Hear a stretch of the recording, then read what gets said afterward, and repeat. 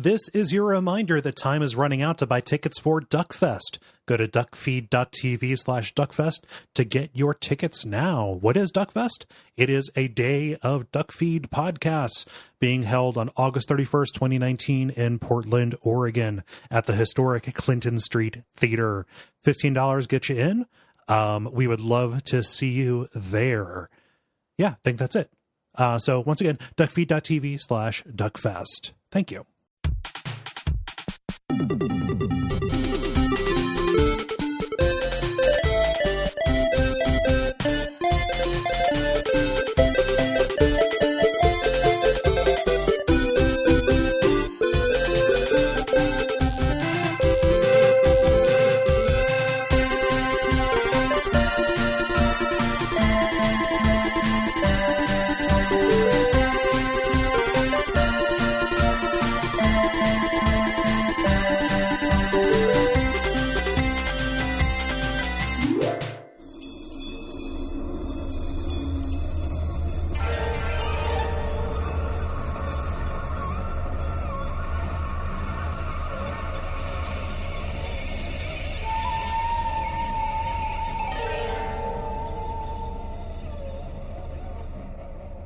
My name is Gary Butterfield. My name is Cole Ross.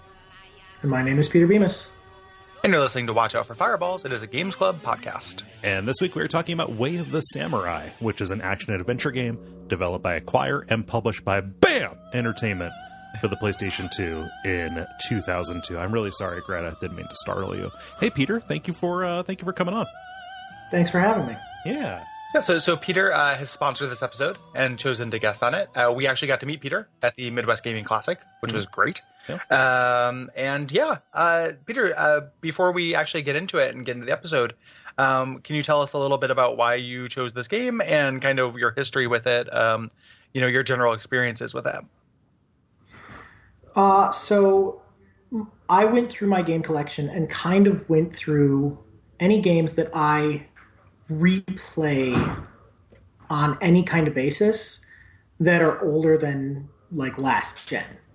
And this is one of the ones that came up, and I just remember how much I enjoy it and how much I like replaying it, mainly because it is the game that I find does branching storylines and multiple paths better than any other game I've played, because one playthrough can take 3 hours for some of the storylines, even less, in fact, for the most unusual ending in games. We'll get there. And that's paired with a combat system that is complicated and in-depth, if not perfect, but very, very interesting and pretty unique. Mm-hmm. Yeah. Did you play this initially back around the time it came out, or did you pick it up kind of later in the PS2's life cycle? I picked it up later in the PS2's life cycle. I didn't have a console for a very, very long period of time. In fact, my favorite game of all time is the second episode of WoF, which is Myst. And for a long time, my two gaming consoles were a PC and a spinach head Game Boy. So, Oh yeah, yeah. That's this is a game I think that actually probably does a little bit better if you come to it a little bit later. Like I remember reading reviews of this and kind of learning its reputation shortly after I had played it. I played this when it came out, and memories are fuzzy because it was almost 20 years ago. But trying to, I definitely didn't get the full depth and didn't get it at the time. And I would not be surprised if a lot of people kind of like didn't get it, at the time. So having a little commentary and a little bit of history on this is going to make it all that much easier to enjoy and appreciate, I think. Yeah. The structure of this game is really forward looking, or at least it pulled from something that would eventually come into vogue. This does adopt a little bit of a visual novel style structure, right? In terms of having branching paths and, failures, giving you the information that you need to ultimately get to success. That would come into vogue in kind of mainstream games much, much later than this came out. Mm-hmm. Yeah. Yeah. Yeah, and it's interesting to take that structure and marry it with a non-visual novel genre. Yes. Like this is an action game primarily, right? Like the I was surprised, and again, my memory was totally untrustworthy about this, but revisiting it, I was surprised by how much time you spend fighting in it. Yeah. Like it is largely an action game, like largely a character action kind of fighting game, almost like a to me, and I know that this is just me being me, like the structure of visual novels is not the part that I don't like. Like I would rather, I think I find this more engaging personally. Yeah. Like it's a way to get that structure that I like without, having to learn about a Japanese high school and what goes on there, like what kind of clubs people are doing and what kind of crushes people have. I just, I don't have to pretend to care about that to get to whatever the twist is. And I love it, so it's really great. Yeah. I'll be able to be more of my authentic self. Yeah. With that. So yeah, it's a good choice because it is, one of the things for Watch Out for Fireballs, as the show has gone on, we have widened our definition of the kind of games we choose to cover. But one of the very early values, and I'm sure that there are like instant messenger and email conversations from me and Cole talking about this quite a long time ago, in 2012, 2013, talking about how we want to keep doing these kind of like cult classic-y kind of weird games, like that. And this is a strange game, and it is definitely a cult classic. It's not, a mega hit. It never actually took off. It was never a huge hit. Like the series never got huge. It is this very interesting kind of unique little branch on games. Yeah. And I love giving attention to stuff like that. Yeah. And it's one of those series that when you look at in terms of, the releases, it's almost surprising how many have come out in English, because you would have, this shares a lot of kind of its clunkiness and its weird character and culture and kind of, in some ways, Japanese ethnocentrism a little bit, of just being so tied to that culture that it would have been one of the things that you expect got one release in the US, and maybe it wasn't even the first game in the series, but it just happened that way. Like there are so many other games where the second game came out in the US and the rest of the series just didn't. And it's almost surprising that didn't happen to this game. Absolutely. I think we got all of them except for the Western spinoff. Yeah, which is ironic, of course. Of course, yep. The other thing, kind of piece of this too, an interesting comparison series to this, and who is also involved in this other series is Tenchu, right? Like Tenchu got passed around, but Acquire did the first Tenchu game, and they are both attempts to kind of holistically model a Japanese cultural archetype. Yeah. Right? Like this is not just samurai fighting, it's also being a samurai, doing samurai things. Tenchu was not just ninja fighting and stealth, it was also working as a ninja and doing these kind of like setups and using these tricks and stuff. Ninja's trick. So you end up with this company that's definitely kind of a value of theirs, and they both series have kind of similar levels of like cachet, where they are cult classics, not huge crossover hits, never quite made the big time. Yeah.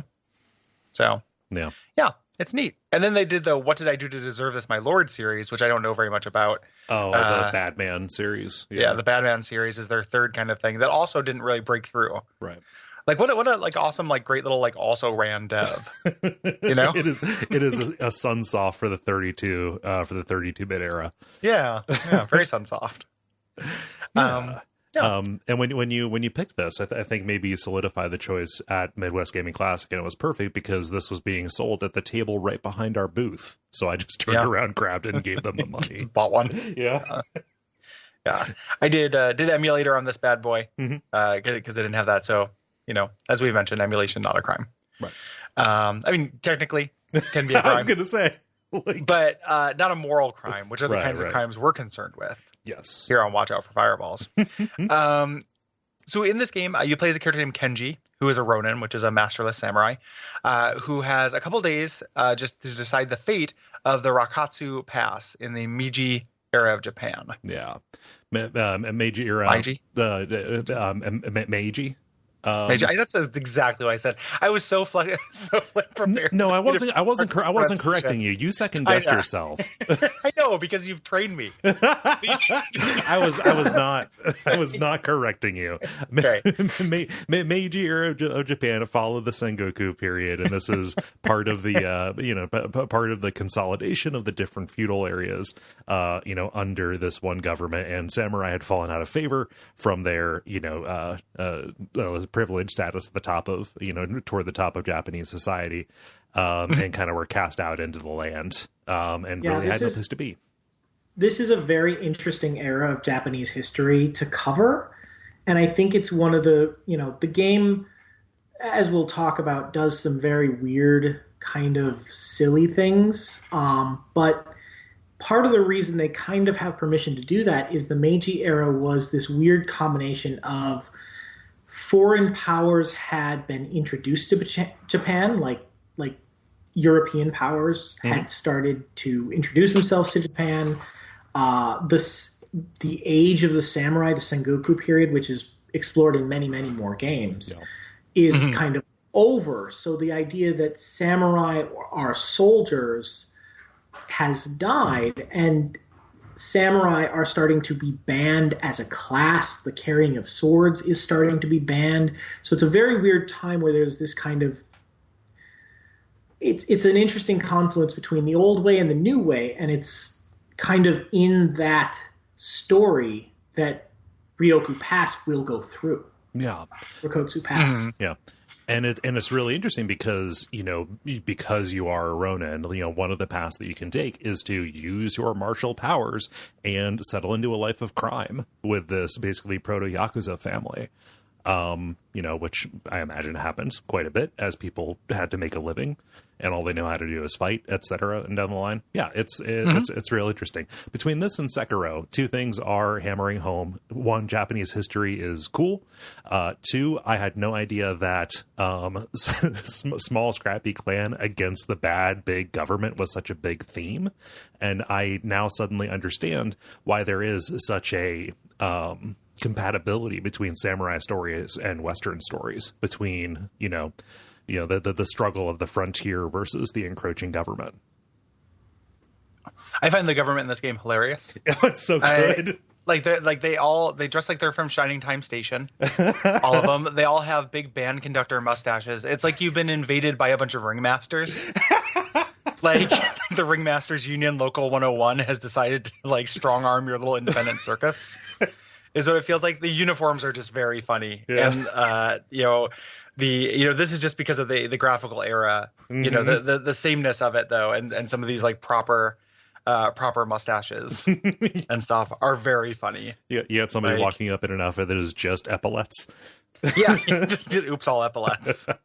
All of that stuff is true. I think that in general, the story of this game and kind of the thing, this is again one of the kind of watchwords is a generality before we get into more generalities, is that a watchword for this game for me is potential. Yeah. Because I want to see a lot of the ideas and good stuff of this done in a later generation with a little bit more budget and attention. And one of the things is that I think the story of this game comes across pretty well. Mm-hmm. I wish I want the dialogue to be a little bit better. Yeah. I want that there to be a little bit. It's very sparse, and you'll never hear me say dialogue is too sparse, but it is. It's a little too sparse in this. Yeah. Where people oftentimes just kind of baldly state a motivation. There are hidden motivations in this. It's the nature of the story. But when it comes time to reveal the motivation, a lot of times people just say it. Yeah. There's not a lot of intrigue to the actual words you're reading. There's a lot of intrigue to the situation, but there's kind of a lack of sophistication in how the story. See, that's not right either. I want to say that there's not sophistication to the way the story is told, but it's very sophisticated because you're only getting bits of it and you're doing it in these passes. The lack of sophistication is in the characterization, and is in the the way information is revealed to you in the micro, if not kind of the macro. Yeah. So the government itself comes off as hilariously sniveling villains. They're very, very simple and evil. Like they mostly laugh. Like their verb is to do an even like dark chuckle. Yeah. They love the dark chuckle. It's painted with very broad brushes and uses very standard archetypes. Yes. Yeah.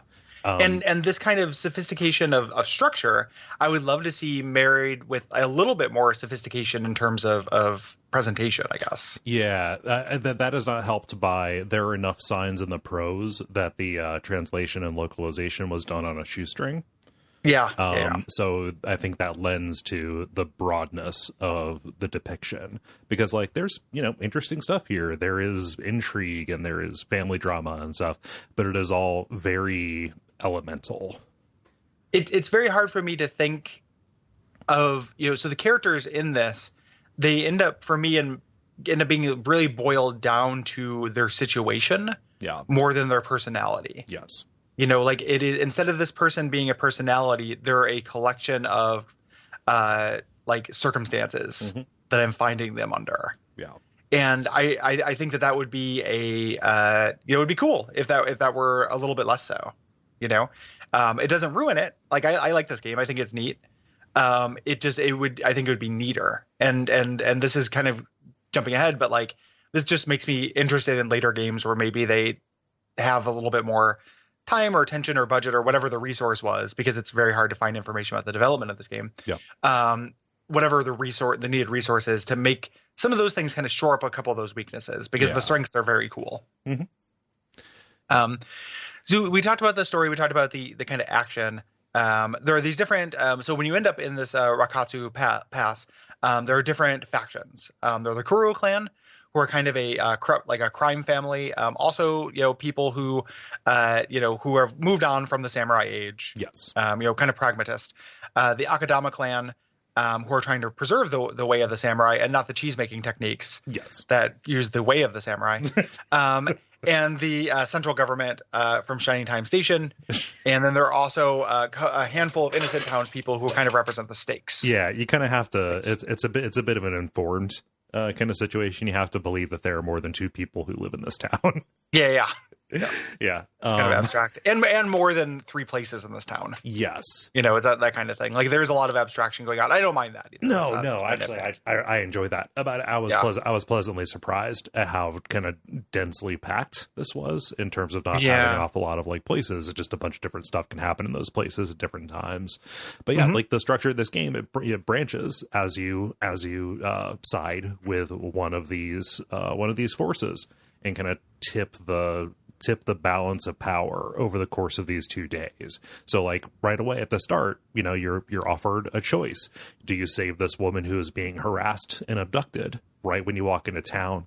Do you join one family or the other or both? Things like that. And something that's neat is the dialogue system in this game allows for you, like you opt in to interrupting or responding in certain situations in dialogue scenes. That is so good. Including in combat, which is they editorialize cool. Actually very well in that first fight. Yeah. That you can interrupt combat by trying to talk your way out of it or give up. Or you can like trick somebody and give yourself a little bit of an opening. It's really neat. Yeah, that's incredibly cool. Yeah. I love that. I also love, so there's a couple things at play here. One is that you are consistently making decisions with imperfect information. Yes. You're not really meant to, like, eventually your experience with Way of the Samurai is to play it multiple times to either, do the collection thing, which we'll talk about, or get through and get the different endings. But on your first playthrough, you're dropped in blind, and it is a pretty pure role-playing game. Like, Kenji has no personality, right? That you don't give him. Kenji isn't a character, right? Very unusual, right? Like that is very much like a value that you see in kind of immersive sims or CRPGs or something like that, where like I am just here to, Cecil in Final Fantasy IV is Cecil. Yes. No matter what. And, I'm blanking on it and people are going to shoot me. The gentleman in Yakuza. The gentleman in Yakuza. Yeah, Kiryu. Kiryu is Kiryu. Like, you get some choices as to how he'll act, but he's still Kiryu. Kenji he's a blank slate, and he's a very blank slate, and that's super cool. Mm-hmm. And the other, so that's very subversive. The other subversive thing, you talk about that kidnapping at the beginning. This plays against your instincts as a video game player. Because as a video game player, you want to save the person. Mm-hmm. Like, hey, I'm going to save this girl. Like, that is the right thing to do. And not only is it the right thing to do if I'm actually role playing, it's the right thing to do in the context of video games. Yes. I'm going to save the princess. Like, this is what video games do. Yeah. It's not how you get the best ending of this, though. No. Like, little things that you need to do either to get the information to succeed and accomplish your goals, or to actually accomplish your goals involve subverting the things that you think you should do as a game player. Yeah. And that is like really fucking neat. Yeah. Neat. It is also a really good kind of like lesson, so Subahachi, the person who is abducting Suzu at the beginning of the game, he could be your first non-tutorial fight. That's not necessarily great, because as a named boss, as a named enemy, he's pretty difficult. Like, not the hardest of the fights, but like if you're walking in with an unupgraded sword and an imperfect knowledge of the way the combat system works, you're gonna fail, and you can beg him off, or you can die and start over again. But that is a way for them to teach you that, like, the most obvious, quote, right thing to do, is not going to yield you what you think it will. Mm-hmm. Well, and the Subahachi fight, which I think for most players will be their first non-tutorial fight, mm-hmm. because it's right away, because game over in this means try again from the beginning. Start over. Yeah.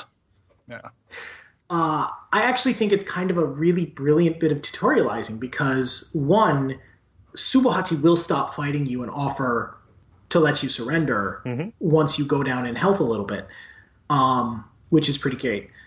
Two, there's a radish field behind you. Oh, yeah. Yeah. And if you move to fight there, anytime you kick you kick items to pick them up. Mm-hmm. And if you try and pick up by kicking food while you're in combat, you just eat it and regain health instantaneously. So it actually becomes a very manageable fight if you lure Subahachi into that field, so that, you can just drop a kick every once in a while to, nom a radish. I renamed my character Daikon Donnie. No, I didn't. That would be that would have been funny if I actually did that, but I just thought of it as you were talking, Peter. I'm sorry. It is a great little bit of signaling, and there's always this moment, this kind of like head fake moment that comes in video games where you can't tell if something is bad or it's trying to signal you that it's not using the language of video games. Yeah. And this is one of those things where it's like the fact that I could see a lot of people, part of the reputation or like the lack of breakover success in this game being from people who did this fight first, didn't know how to kick vegetables into their mouth, because that's not part of the regular tutorial. It's part of the weird screenshot advanced tutorial. And just doing the first fight and being like, this sucks, man. The first boss in this game just wiped the floor with me. It's too hard. Mm-hmm. It does force you to, think about it in non-traditional video game terms, or like alternatively, the thing that's always available is just like stop playing and do something else. Right. Yeah. And I'm glad that I didn't do that latter. And I don't think the game does anything to encourage you just to give up on it, but mm-hmm. it is really, it's ballsy, I guess is my point, to just do something like that you can just scare away an audience by making this thing overly hard in the beginning. Yeah. I don't think that boss is like crazy super hard. I do think that later though, the next boss that I ran in just trying to be a moral good guy was really, really hard. Yes. And it was just like, well, I can imagine, if I didn't have it the benefit of the doubt, just being like, well, this sucks, man. Like the second boss just wiped the floor with me. I didn't even get a chance to like heal. Right. This sucks. It's worth talking about the Suzu situation, because it is so illustrative about a bunch of stuff in the game. So say you come back to this and try it again and see what happens if you let him carry Suzu off. You think something terrible is going to happen. If you follow him around, like, not everything is up to you. There's another person, one of Suzu's friends, is waiting for him under the bridge, and he fights them long enough for them to figure, hey, it's not worth it, and then they go. Like, nobody is in direct peril right now if you don't act. Yeah. Yeah.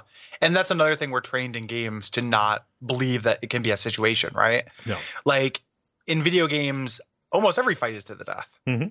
You know, and there aren't but this is a little bit more realistic than that. Yeah. Which is cool. Yeah. So there's 6 endings to this. There's only one really good ending. And each of the endings that you get that are not quite as good are either kind of like little Easter eggs, like you know that they're bad, or they give you information on what you need to do to get the good ending. Yes. Yeah. And all of them, you know, most of them anyway, deal with the different ways that the final battle can shake out. You know, basically the forces that are amassed in Rokutsu Pass, which of them is powerful enough to, you know, fight off the army. Yeah, who's still at play? Yes. Let's talk combat. Let's do which is by volume, by volume, the majority of what you do in this game. Like I was surprised by how many of the endings ended in very long fights. Yes. You spend a lot of time fighting in this game. So it is a thing where if the structure of the visual novel part of it sounds good to you and you are not an action game person at all, like maybe be a little bit wary because you do spend a lot of time fighting. I think by volume, this is a character action game. Yeah. Basically. You know, it is you have a lock on, you have a strong attack, you have a weak attack, you have a block, you have a low damage kick to kind of break stalemates or start fights, you know, which will go through a block. And blocking is important, but it's not Dark Souls. It is the star of the show is this pushing and pulling system. Yeah. That is like the unique way of the samurai thing that carries forward into the sequels as well. Yeah. So whenever you block a weak attack or whenever you perform a weak attack that is blocked, you are given the option to kind of do a little bit of an aftertouch on it, either pushing or pulling, which is done by tilting the analog stick toward or away from the enemy. And depending on which weapon you have and which stance they have, or you know, weapons and stances and relative effectiveness of the attacks, either one of those will result in somebody being off balance, which leaves them wide open for a strong attack. What you don't want to do is fire off a strong attack while somebody is liable to block, because that will cause durability damage to your cause a lot of durability damage to your weapon. Heat. Yes, heat. It will raise heat. It raises heat. And there's a lot of specifics to this. Like this, you know, the way we're making it sounds a little bit simple, but it's actually very complex. Like there's a lot of Yomi involved. There's a lot of kind of anticipating your enemy's moves and reading their patterns, because the way you want to do specific actions when they're pushing. You want to, it's not just enough to be on the aggressive. You want to be able to react to what they're doing. And when they push, it is not a long wind up, you know, kind of thing. It's a very subtle animation that is added to their combos, kind of knowing when they're actually doing this little push action there. There's also the system that I only really read about. I didn't engage with very much on my time. And this is my fault, just because it just didn't come up, but a wasing things, which is super cool. Yeah. I love the idea of this, where you can gain through play, like you gain immunity to certain moves, and it is basically like you know how to counter that. Yeah. And your character, the player doesn't need to know how to, because the character just knows how to do it. Yeah. And as you go, you can become more and more kind of indestructible. It's like capturing moves like they're Pokemon by doing a parry at the right time. Yeah. Yeah. There are parries as well. It's not just the block. Yeah. Yeah. Yeah. I feel like, and there's a lot more to it than that. It's very complicated. There are all these different special moves you can get, different combos. They're unlocked either just by doing moves with a sword. You can literally find them on the ground through things, and there are different sets for different swords that have different stances. There are also some non-sword items you can use in the game that also have their own specific special moves. And it is a very, very robust and deep system for this combat. You know, and what's kind of interesting about it is that engaging fully in it is at least partially opt-in. You know, I stuck with, you know, best sword available.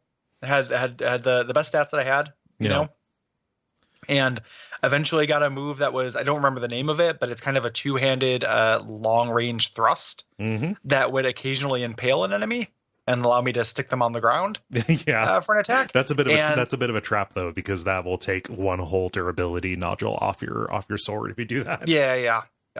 Well, the I didn't lose it from just doing the stab. Either the sword I had enough durability to weather that. That only happens if you follow up with a kick. Gotcha. Yeah. I did not, regardless of which, I spammed a thing. This is a long-winded confession of I found a move that worked really well for me, and I more or less just spammed it rather than like getting very good at the character action in this. Yeah. But I recognize that there was depth there. If I wanted it, which is a good place to be. Yeah. Well, and I think one of the things to note is that, even with those moves that you can spam, the character action is still important in the game, because most of the moves that are that good that you can spam like that, they're all strong attacks. And so if the enemy is capable and in a position to block, you're going to destroy your sword doing that. And if you end up in a battle without a sword anymore, you're in rough shape. Yeah. You're just ineffectually kicking the shins of every Shine Time station, every single conductor and ringmaster that comes in me. I'm going to kick their shin, and I'm trying to give them foot pain. Yeah. This is the strong attack I would do.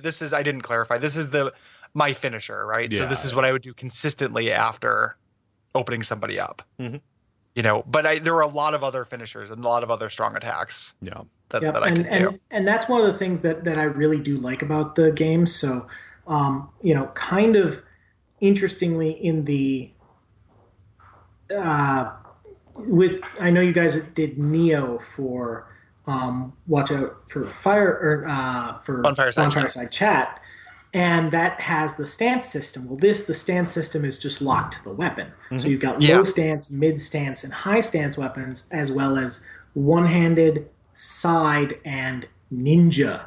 Yeah.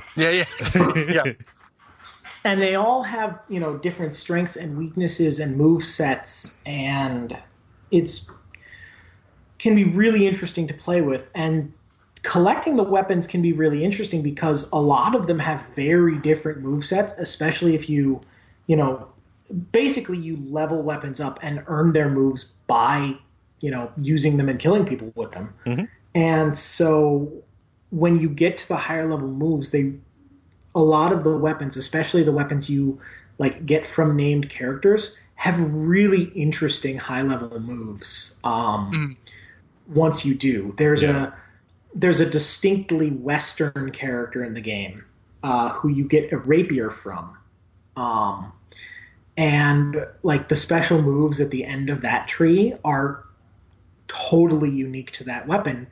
The kind of multi-stab thrust that you would expect from a rapier, but really interesting to see how moves like that perform in this system that is much more based on this kind of steady counterattacking. Yeah, absolutely. Yeah. And it's probably worth talking about too, so we've talked about you're meant to kind of play through this multiple times, how short the playthroughs are, how weapons can move forward, right? So there is an element of this that is collecting these weapons, just trying to get them. And I don't farm, I don't collect in games, but I've read online, so I know enough of that is a motivation. I'm not saying there's anything wrong with that. I'm just saying that is something that people do. But there's a practical reason as well to kind of carry weapons forward and hunt down these weapons, other than just that they're neat, because you can use them for future playthroughs. Yeah. So, and something that I really admire about the depth of that system is that the depth is optional. It is something that, will give you as much as you ask of it, without asking that you engage with it fully in order to get the otherwise cool parts of the game. Yeah. What else about combat? So we mentioned a little bit about heat and durability. There is a blacksmith in town where you can upgrade and repair your swords, which is basically this push-pull between damage and durability. You can either increase sharpness or flexibility, I think are the two stats. Yes. And then you increase one at the cost of the other. Also, you have no role-playing kind of stats to your body. You just have swords that have increased health. Mm-hmm. So this sword gives you a life bonus. Good sword. Or a massive life detriment. Yes. Yeah. That's also true. Yeah. Drastically changing the trade-offs of how you play. Yeah. Mm-hmm. Something that I love about the blacksmith, you can order the service before without confirming that you have the money to pay for it. And if you decide not to pay, or if you don't have enough money, Dojima will attack you. Yeah, you get to fight the blacksmith. Dude's tough. It's like he swings metal around all day. Yeah. And plays into later endings and stuff. You can team up with this dude. Yeah. And it's cool. Mm-hmm. Yeah, so, I think that comes out of kind of a mythical tradition of samurai killing blacksmiths with their own crafted swords. Yeah. That's really one of those tropes of the samurai era is there's this, great blacksmith who can make the finest blades, and somebody goes to him and commissions this amazing sword. They take it and they say, well, I can't have you making one of these for anybody else. Down you go. Mm-hmm. Yeah. Do we have anything else to say about combat before we kind of move on? Like, I know that it's a big part of the game, so I want to make sure that we get it all out. Yeah. There are a couple, group combat is handled really well. I like how people are not going to punk you. Yeah. Like generally people just kind of pair off, and you'll end up in these big group combat scenes where your allies will pair off and you'll pair off. And it actually does a pretty great job of like simulating a lot of individual sword fights, happening at once, as opposed to just you being, flanked, like gang flanked. Right. By a bunch of people. I like that. Yeah. Of it as well. Something that I really enjoy about the combat in general, just on a macro scale, is the variety of different kinds of fights that you have. The different named NPCs, they feel appreciably different. Different classes of people that you fight in the world or fight in those big encounters. Like a ninja does not feel like fighting a ninja. Does not feel like fighting one of the conductors. Does not feel like fighting somebody who's trying to mug you on the side of the street. Yeah, or someone you're trying to mug. Oh yeah, true. Yeah. Yeah, the only other thing is, like, with the variety of weapons, you have kicks, and you always have kicks. There are also weapons that have grab attacks. Many of the ninja swords just have a shuriken move, where you just throw shurikens. Nice. So yeah, there's a lot of variety. It's really the variety in the weapons that can go crazy. And like you said, there are some really weird weapons. Like, if you kill Dojima, you get his blacksmith hammer, which is this really kind of absurdly powerful, on the attack side, upstance sword that just has these massive downward sweeps. Can you guard with it? I never wanted to mess with him. Dojima scared me. Oh, it's a scary fight, but yeah, you can guard with it. It's all the weapons pretty much work the same. There's no kind of weird variations to the point where, like, you couldn't block. For example, there's one weapon in the game that they will not give you, which is the gun. There's one character that attacks you with a gun, and you can't get it because I guess they couldn't figure out how to implement that into the system. Yeah. Because I think in future games they do give you stranger stuff like that doesn't block or is a gun. I wouldn't be surprised if you got like a razor umbrella in like the later games based on what I've seen. Yeah. Yeah. Yeah. All of that stuff is neat. And one of the things you said something there, Cole, that unlocked something for me. In terms of thinking about it, is you were like, oh, I didn't want to mess with him. But I think that there really is a cool little bit of this game that is about starting fresh, right? Yeah. So, like, I talked about mugging people. Ordinarily, I would not want my canonical playthrough to involve mugging. Like, I'm not going to do that. Like, I'm a good guy. But the freedom of playing this over and over does kind of allow you to be like a real shithead and just see what happens, because you're always going to wake up with this clean slate. Yeah. The next day. And I think that's a really neat feeling. And making that iteration loop be just a couple hours is really cool. It's not like playing, Torment and then putting in 50 hours and then seeing what happens if you're an asshole. Mm-hmm. You know, it's like, I put in 90 minutes and now I'm an asshole, but I'm just going to erase it. I'm going to clap my hands, and the next playthrough I'm going to be good again. You know, and I absolutely think that is the biggest strength of this game, because I have tried to play Mass Effect as a bad guy, or I have tried to play Jade Empire all the way through as Closed Fist. And basically I get to a point where I just go, I have played this character too long and you're asking me to be too much of a dickhead that I cannot do this anymore. And so I really like that the iteration loop on this is so short that it supports both, you know, doing weird stuff, being a dickhead, you know, and it supports a multiple ending system much better than, I mean, I'm sorry, if you have more than 2 endings in a 50-plus hour game, I have no time for one of your endings.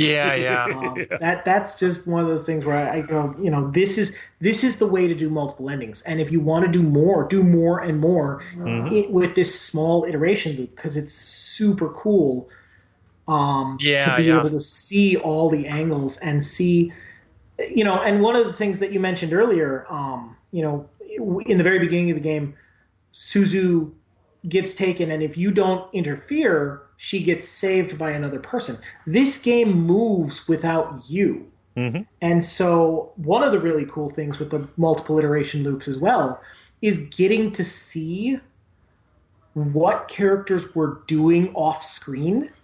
You were somewhere else doing something else. And having those things move on your first playthrough and then going, I wonder what they were doing that led to this result, and going back and align with that faction so you can see what they're up to is really cool. And yeah, those short iteration loops are just the strength of the game. I want to see more games that are like, no, this has 50 endings, but each one's an hour. An hour game, or an hour and a half for the best endings. It's like, I'd want to play that game. It says a lot that this game has that structure, and I don't hate it, right? Because I hate just being asked to play a game again to get the real ending. Like, I hate it. Like, I feel like it's demoralizing, and I think it's not that interesting. It's like presented as a very interesting choice, just like, oh, but what if you did it differently? Just play the whole thing again. And every game ends up forcing you to do a lot of the same things you've done before, and they're not different, right? We ran into this with Nier last year, which has a reputation for doing it right, and you still end up just baldly repeating yourself tons. You know, I don't think it's a good structure.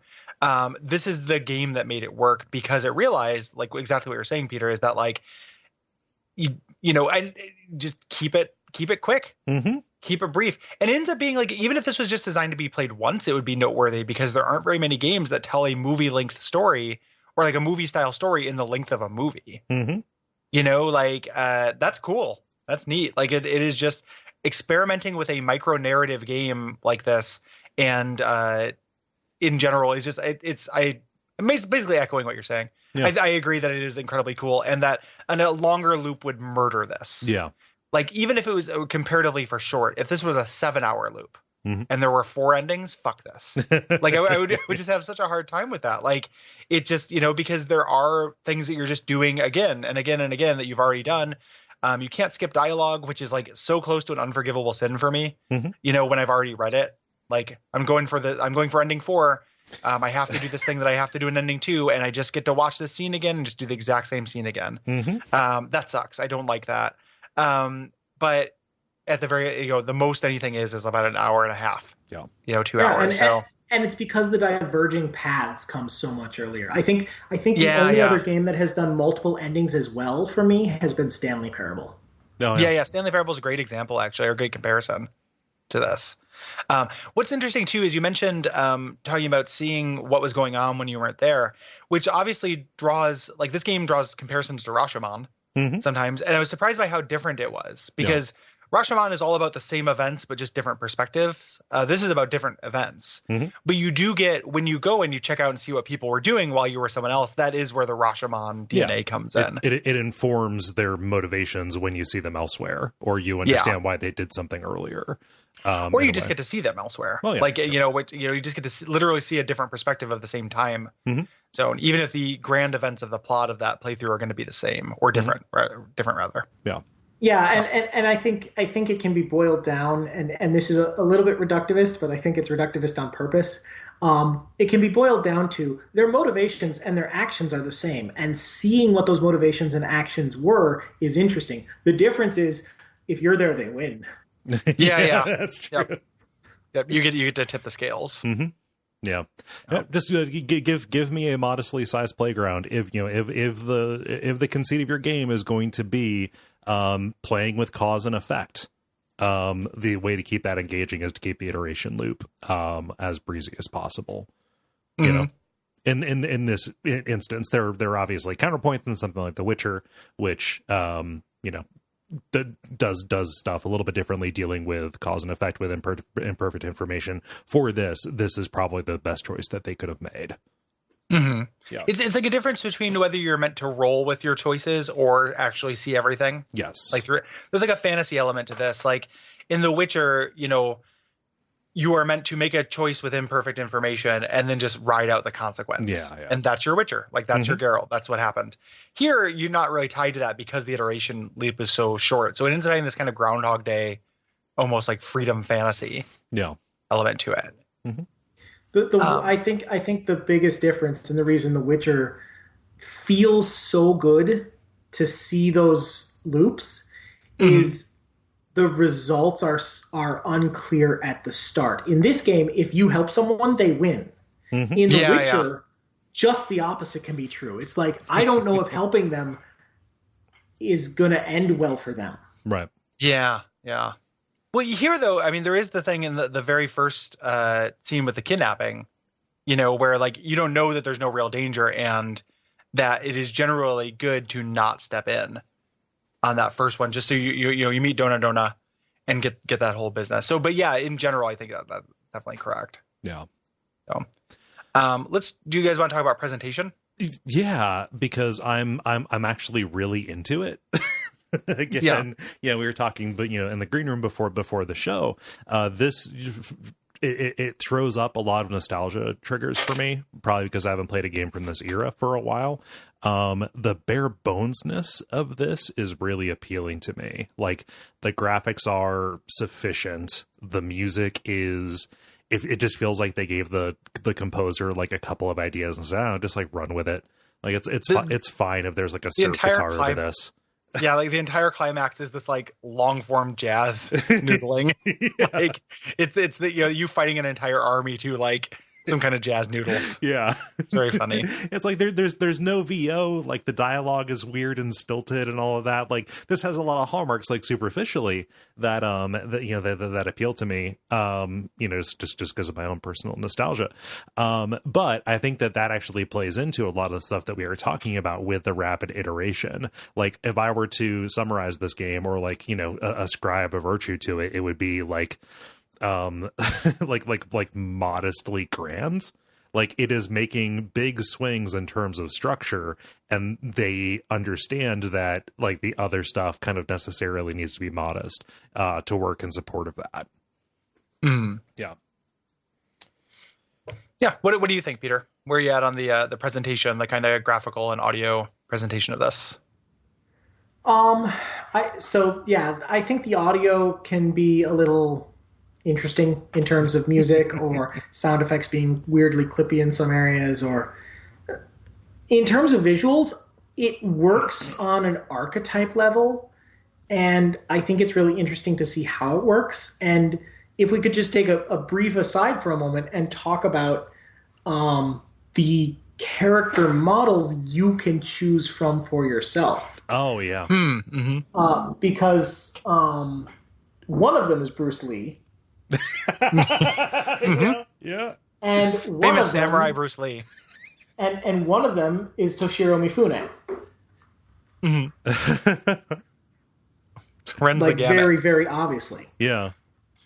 No, I didn't recognize them. The character creation's interesting because that is one of the things that you unlock by getting different endings is different component parts for your Kenji. Yeah. Build a Kenji. But if I remember correctly, when you start up the game, there are 3 heads available. Three heads and 2 outfits, I think. Yep. So the 3 heads. There's the very classic kind of clean cut samurai with long hair. Mm-hmm. I'm sure that's a reference to something that I'm just not identifying properly. Mm-hmm. There's this hair. The long hair. Yeah. There's the kid one who has very short hair that's kind of slicked back, who seems a lot like Bruce Lee, especially when you watch the intro video and realize that his canon outfit is the bright yellow one. Yep. Mm-hmm. And then there's the kind of scraggly one, which is, like I said, straight up Kenshiro from Seven Samurai. Yeah. Well, so the Japanese version has an unlock. You can do a code, and you can just become the main character from Blade of the Immortal as well. Yeah. Yeah. There's a guy on GameFAQs who is doing the American version of this who is losing his mind trying to find a way to unlock that in the American version. Uh-huh. He's like a Blade of the Immortal unlock in Way of the Samurai Truther, basically. So, yeah, that was the first reference I saw to that, and then looked it up online. Mm-hmm. So, yeah. It was cool. If you didn't, once you unlocked it, roll with the blue kimono that had the crazy like landscape scene painted on the back of it, you're a cop. Mm. Yeah. Mm-hmm. Oh, really? I just wanted a target right on my back. Yeah. In general, I like the audio and visual of this for the reasons that you said. I do want more writing. Yeah. In it. Like I wish that stuff, I wish it leaned a little bit less on like just kind of archetypes and had a little bit more characterization personally. But it is definitely, does not get in the way. Right. That is very minor. Yeah. It's very hard to find out information about the development of this. You got that in the notes, but it matched my experience. Yeah. I attempted to and was thwarted. This was re-released on PSP in 2008. Which it was cool. Like I should hunt down a copy of this for PSP. Mm-hmm. And then there are 3 direct sequels that my understanding, and a Western spinoff. My understanding is they get wilder and wilder. So 2 is still pretty similar to this. 3 gets a little bit crazier, and then 4 just leans really into a pretty absurd sense of humor. Yeah. In this, which I would have to play to know how I feel about it. Mm-hmm. Right. Like, part of me likes that you can take the stakes of this game really seriously. Mm-hmm. Even if it is like a bunch of ringmasters that come invade, like you can still kind of take it seriously. If it is too goofy, like I've seen screenshots of it where they're like robots and like mascot costumes and stuff. Yeah. Like I think it's pretty wild. Mm-hmm. So have you played any of the later ones, Peter? I know I've played quite a bit of 2. Mm-hmm. And I enjoyed 2 quite a bit. I've played some of 3, but not a lot. And I actually just recently got 4. Went and watched a review of it and went, I'm not sure I want to play this because there's GTA inspiration. Mm-hmm. Yeah. Weird. I don't want to sneak into a girl's house to have sex with her in your samurai video game, please. No, thank you. Yeah. Unfortunate. Yeah, I don't. I am glad that this game is sexless. Yep. In general, like there's a crush and stuff like that, but it is a pretty a nerd game. Yeah.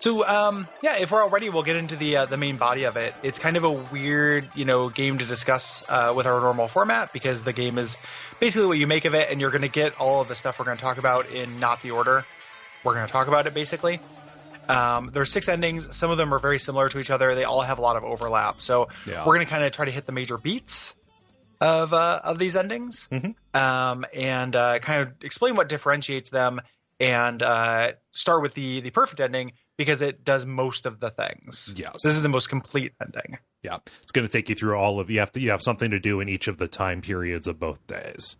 Mm-hmm. Yeah. Can I propose that the interesting structure of this game might suggest we should talk about the least complete ending first? Because it's kind of hilarious. Yeah, let's do that. Okay. So one of the endings you have the option to do is, and you can kind of interact with characters however you want on the way through this, but simply involves you going to a particular section of the map and exiting Rikotsu Pass. Just walk away, man. You move on down the road. This has nothing to do with me. Yep. I also got the very abbreviated ending of getting tied to the railroad tracks and stubbornly refusing help. Just assuming the game would continue on somehow, like something would happen. And not the case. So I definitely also got the train ending, which happens a lot in my hometown. To a lot. It's real unfortunate. Yeah. The train ending is real interesting. I feel like I don't know how. I don't know why. I would honestly, this would be a thing that I could probably spend hours analyzing. But it seems like just few enough prompts get you to that ending that most people are going to do it. Like, you would expect there to be 2 more chances after that. Yeah. And they don't give them to you. It's like they cut it off just early enough that even if you plan on escaping, you're like, I need to hold out my honor and then tell them to get me out of here. And that just doesn't happen that way. Nope. It's the ultimate play stupid games, get stupid prizes ending.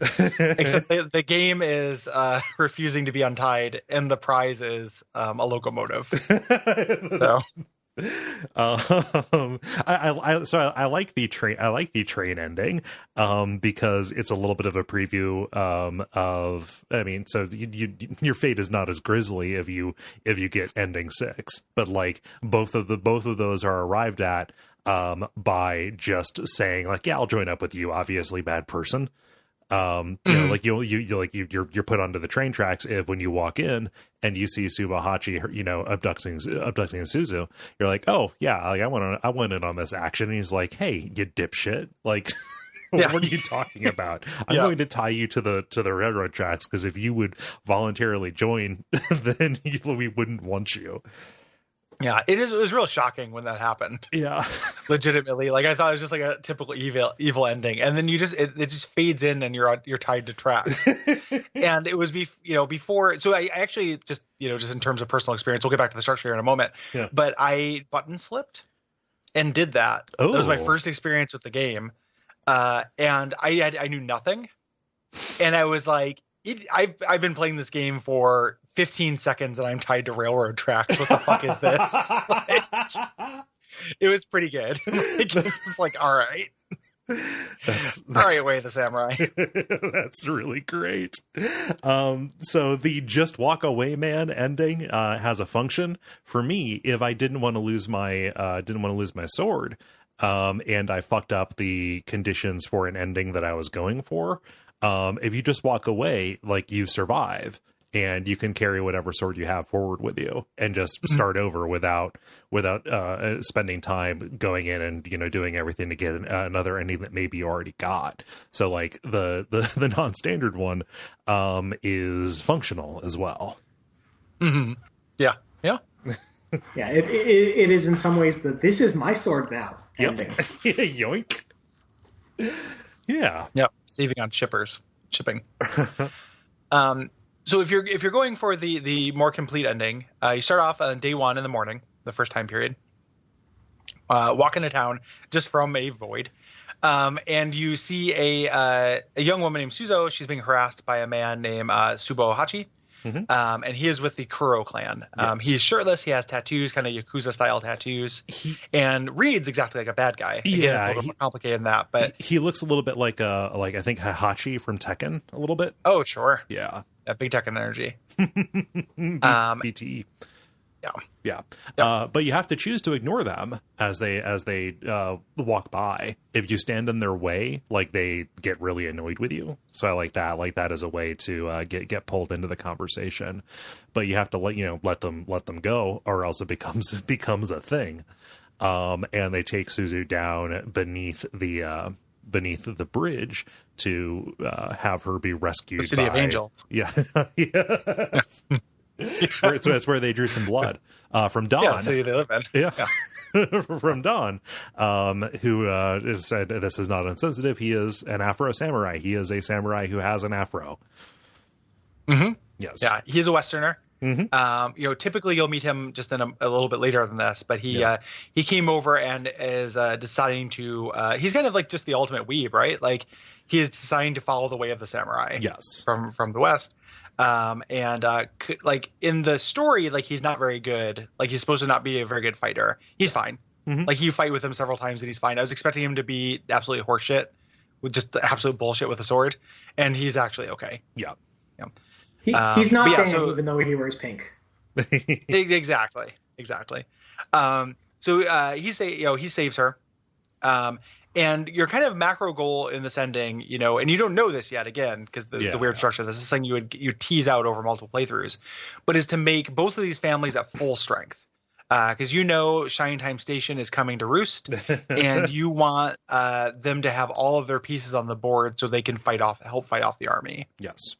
So in order to do that, your first task, you go to that Kuro family, who this Subahachi works for, and go work for them. Their kind of position here, they're looking to sell this iron foundry in the town in order to keep themselves afloat. Sell it to the government specifically. Yes. Yeah. And so you have to prove yourself by fighting one of their lieutenants. What's his name? Shiratoko. This family is led by Teshin Kuro and Madame Murasaki.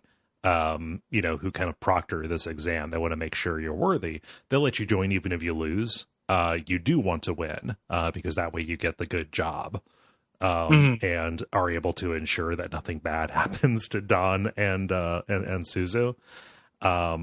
Yeah. But you go into this fight with Shiratoko, who ends up being a solid bro. This fight is not good, I don't think.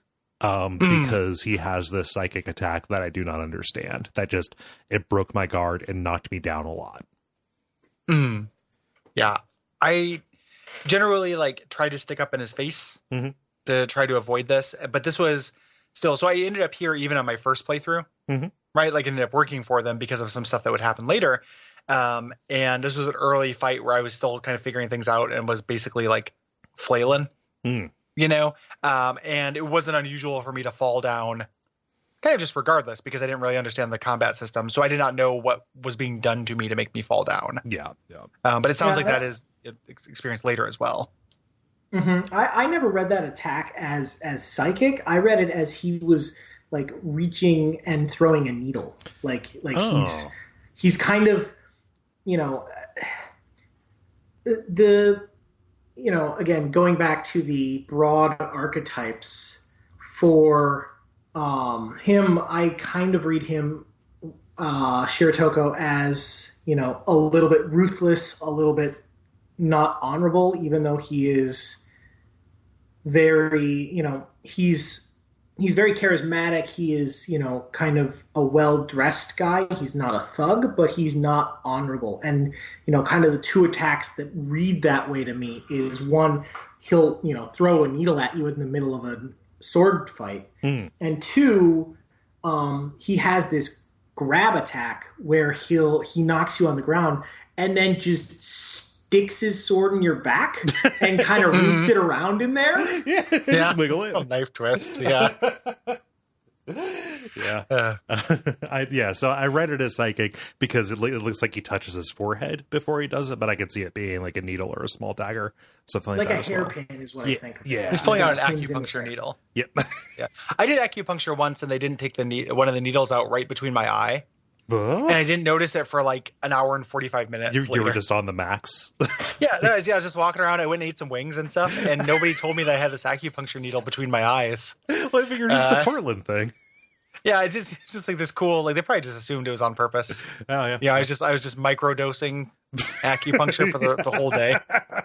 Or something. It was very surreal though, and like when they take them out, they do like a move to like take them out that's a little bit different. Mm-hmm. And I was like, I assume I can just pull this out, and I don't know what I was worried about because it's a needle. Just came out as nothing. But yeah, that's what this guy's doing. Huh.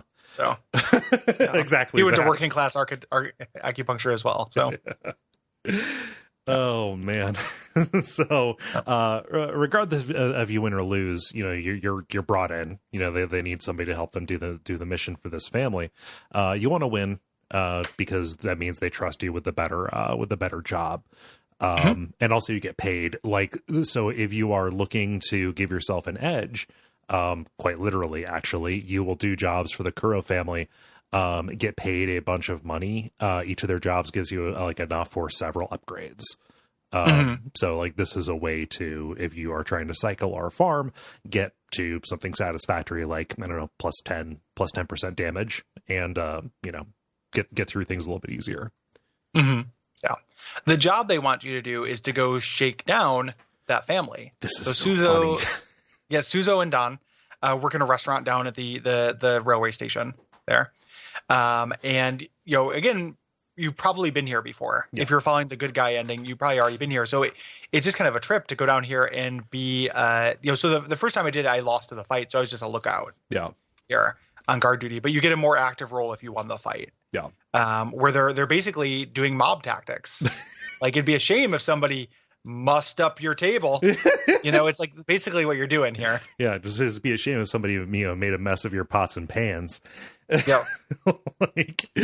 This is so funny. Like a clip of this would be classics of game because, you messing with this stuff, you are going around picking up tables and stools and vases and things like that while they are cowering and, kind of yelling at you.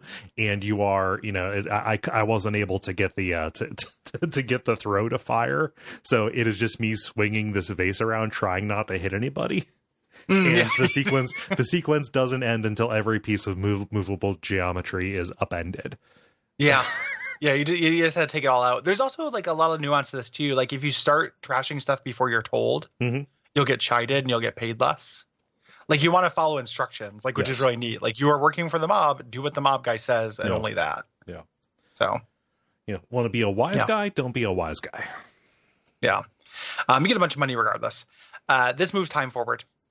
It is evening, and now you got to go check out the other major power in town, the Akadama family. Yes. Which are down by the rail yard. Yeah. You can go up and you see them training samurai and talking about honor and the way of the samurai, things like that. Their plan is to basically rout the Kuro family by taking their iron foundry. If they have it, they can't sell it. The Kuro family doesn't have any claim in the town. They can go away. And the Akadama family is set to, return samurai to prominence, at least in this area. Principal people here are Kicho, and an English woman named Chelsea. Yes. And they've come to the pass recently. And you come in, they seem like a band to me. Like the fashion, they're much more fashion forward. Yep. Kicho specifically, yeah. Yeah, like I was like, this is where Streets of Rage enemies are made.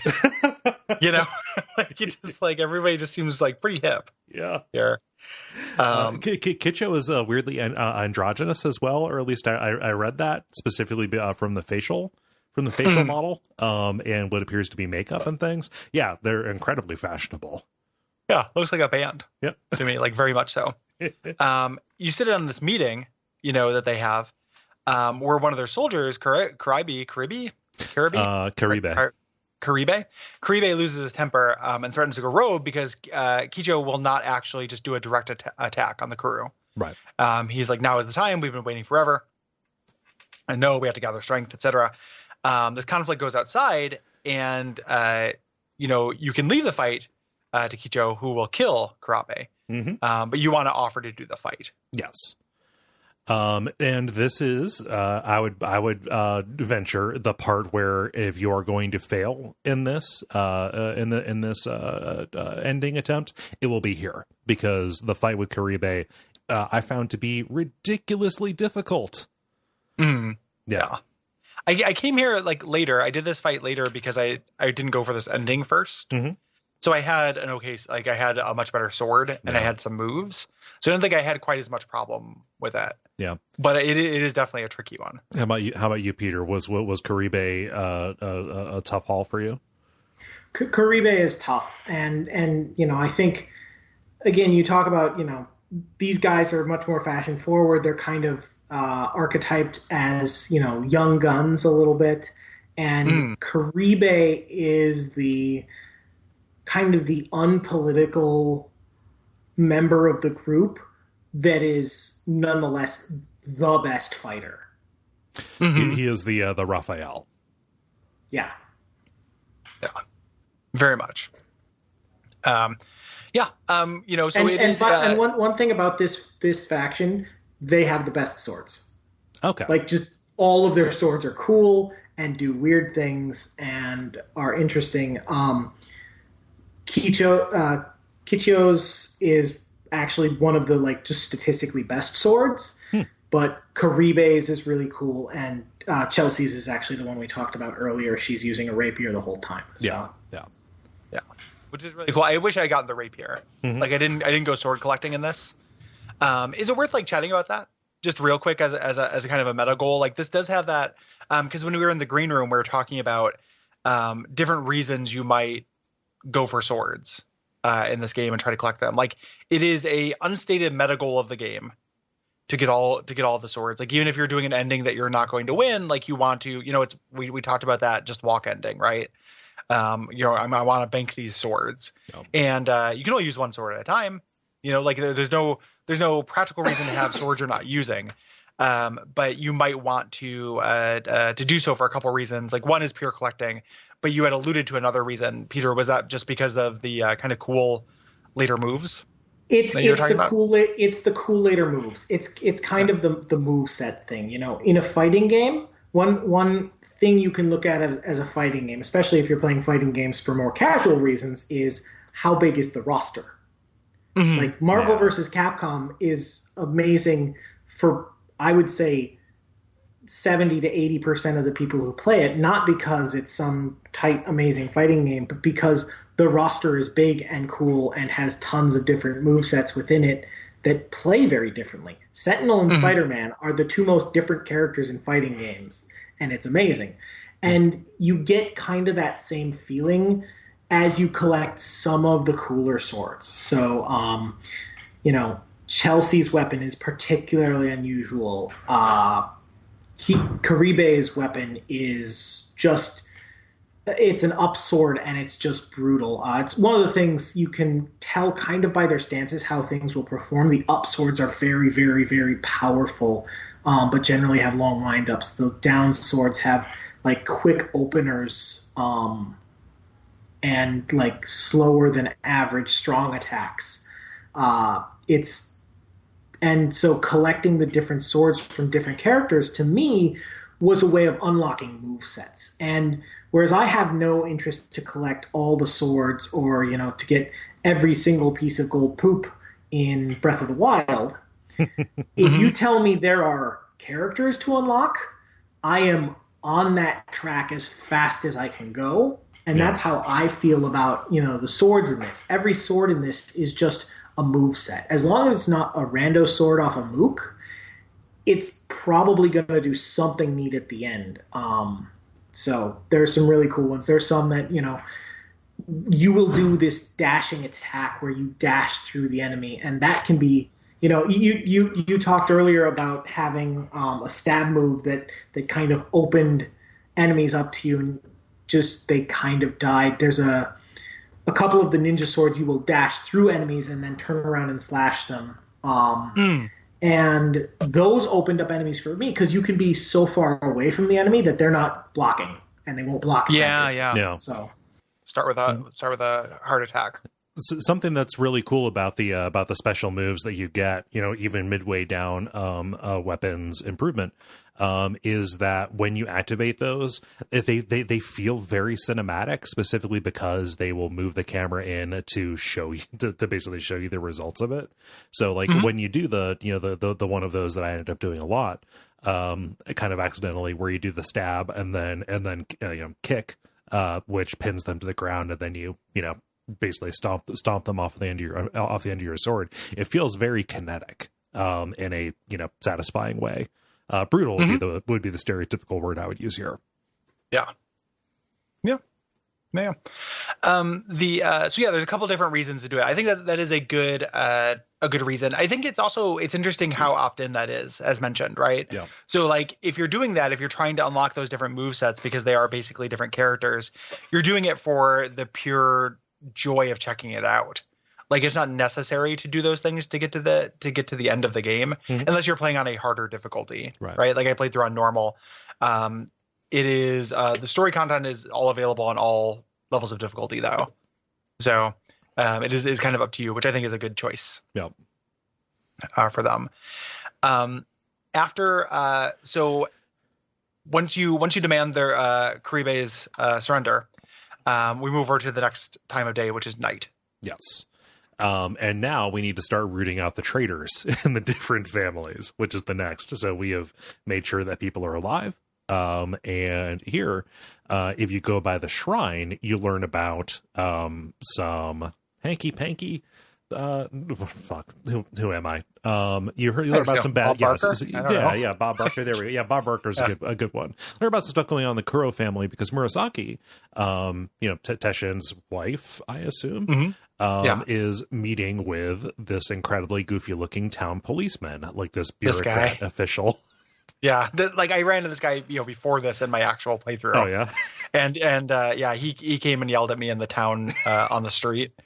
And shot at me while his enforcer tried to fight me, and it was incredibly frustrating and dorky. Yeah, this guy sucks. Yeah, but they're having an affair, and he is in league with the government. Adam Murasaki, you can do better. Yeah, like if you cannot catch a better dick, I am sorry, my lady. Like you can do better. So this can go very badly because they say like, hey, we're going to fight you now because you know our secret. If you just wait for like a second, Shiratoko comes in, and so I saw you leave the house. I wanted to see what was going on. To navigate this, you have to not start a fight. You have to tell Shiratoko what's happening. Like you can't just say like, oh, they ran into each other. You have to, they have to trust you. There's a rat on them. Yeah. And Yeah. then, or at least the powers that be within the Kuro family need to trust you, by ratting. And then you have to make sure that Murasaki is spared. Yeah. Yeah. And again, in talking about the subverting video game kind of things, like when they say they're going to fight you and you say like, wait, I generally assume that if I say, wait, don't fight me, no one's going to listen to me. Yeah. And they're just going to fight me anyway. Yeah. But they do. They actually do wait, which is super cool. Yeah. Yeah. So now the police are no longer influencing the family. This is how they were actually. And as we'll find out, this police officer works for the government. He's a stooge. Yes. Yeah. This moves us on to day 2. So with Karibe alive, the pressure on Kichu to act is successful. So you meet with him and you move to go and spy on the Kuro family. Yeah. And this is where you learn about the other traitor who has been kind of hanging around and been a little bit suspicious. This is Hyuga. He's probably warned you. One of the early encounters you can get is him popping out of an alley and being like, "Hey, kid, get out of here. You need to leave. You need to leave. He literally says you'll upset the balance. Yes, you will tip the balance by being here. I love that encounter because he pops out and does his little speech. You're not pinned into the dialogue. You can just walk away, and he gets very upset with you for not listening to him. Hell, this dude. Yeah. But when you pass by the shrine with Kicho, you will spot Hyuga reporting to one of the conductors, one of the government generals, and Kicho's like, "Hey, what the hell?" And he goes like, oh yeah, well you didn't know, I basically sold you out in order to get a place in the government. They're going to come in and bowl you over, and now you're going to fight me and a bunch of ninjas and also this conductor. Ninjas just drop in. Yes. It's great. Like when a lot of times when ninjas show up in this, they just appear from the sky and just fall down onto the ground. It's awesome.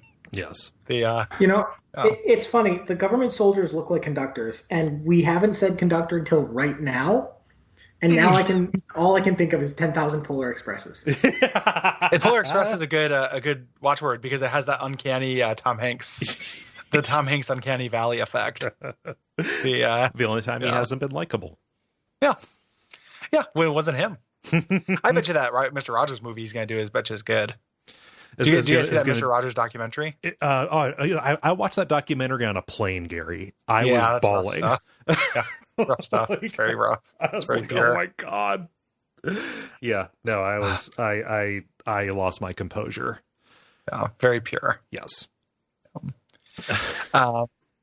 So there's a big fight here, big group fight, and during it, Hyuga taunts us. He says the government army is actually heading to the pass.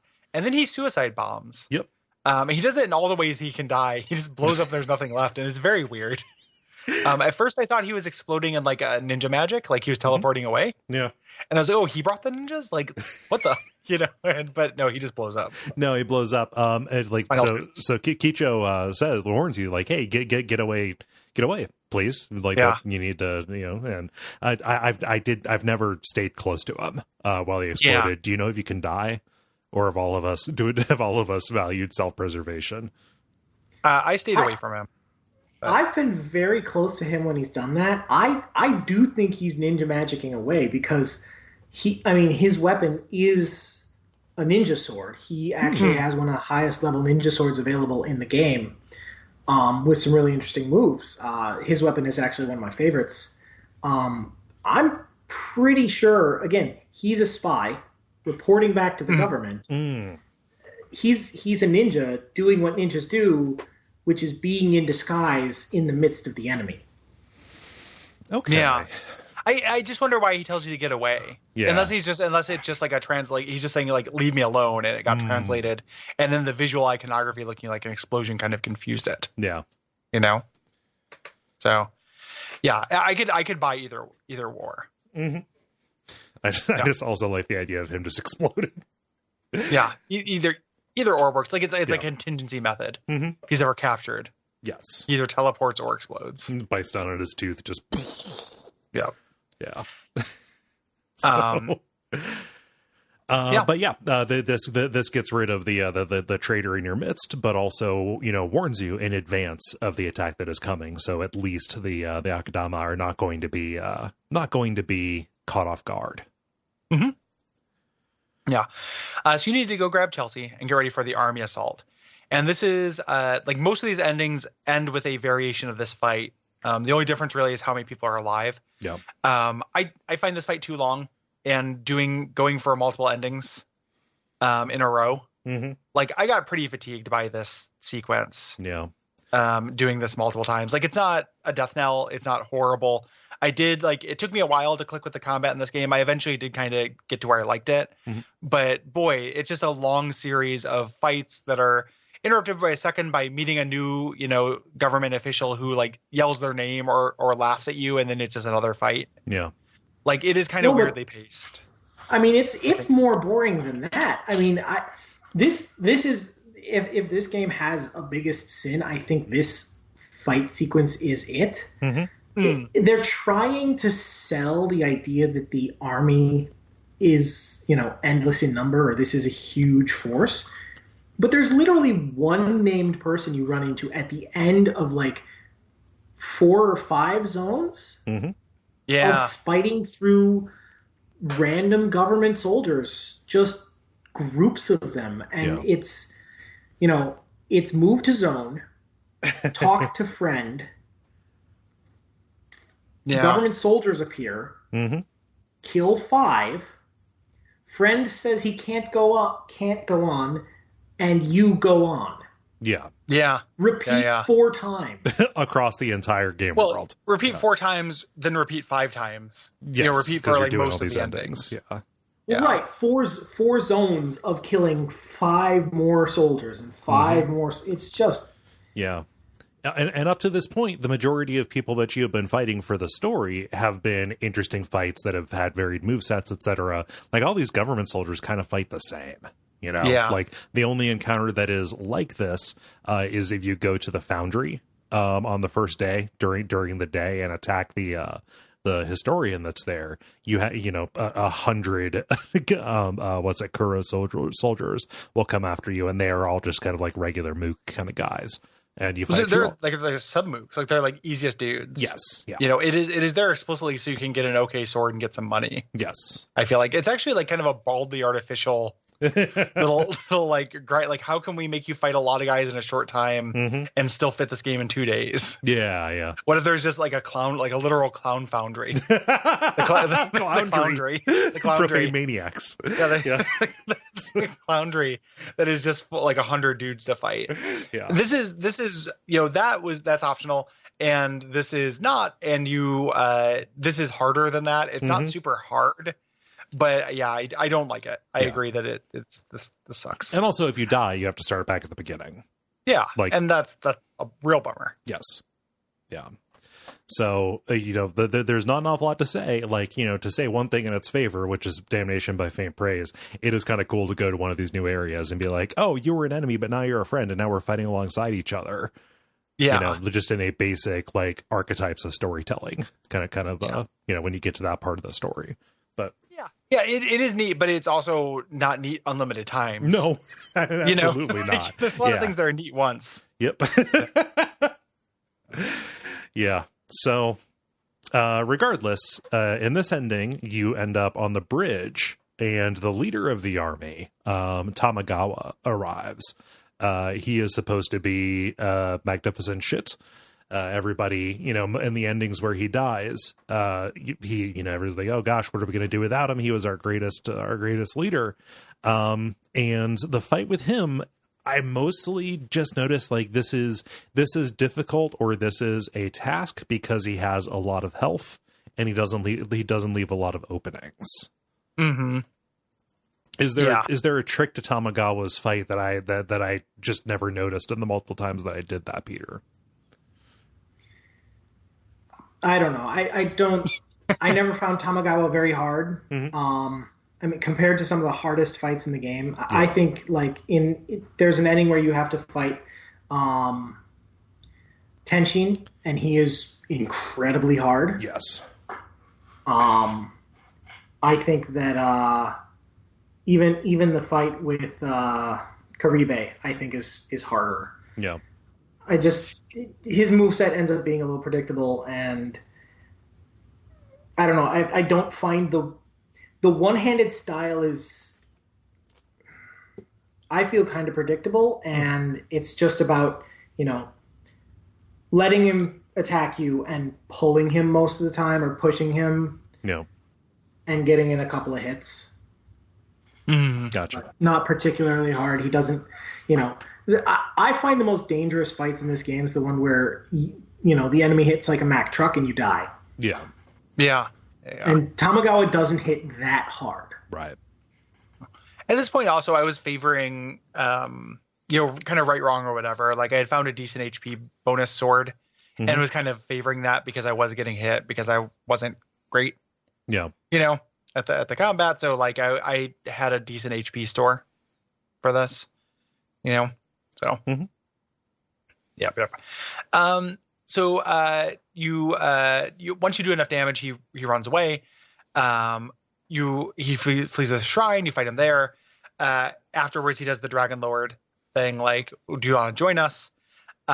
If you join him, you get another ending, which we'll talk about next. But however, you refuse and you finish him off. Yes. And now, because you have allied and helped out the Kuro and the Akadama, they can actually fight off the government. Yes. The assault is, deterred, deflected. Rokotsu Pass remains independent, at least for now. It's hilarious because they have this they have this ending, like, everybody's happy and they're standing in the middle of the station. The only major casualty is Dawn, who is presented in like a halo, like a ghost halo above them as they're gathered for the group photo. Mm-hmm. Yeah, he's a force ghost. Yep, he's a force ghost at this point.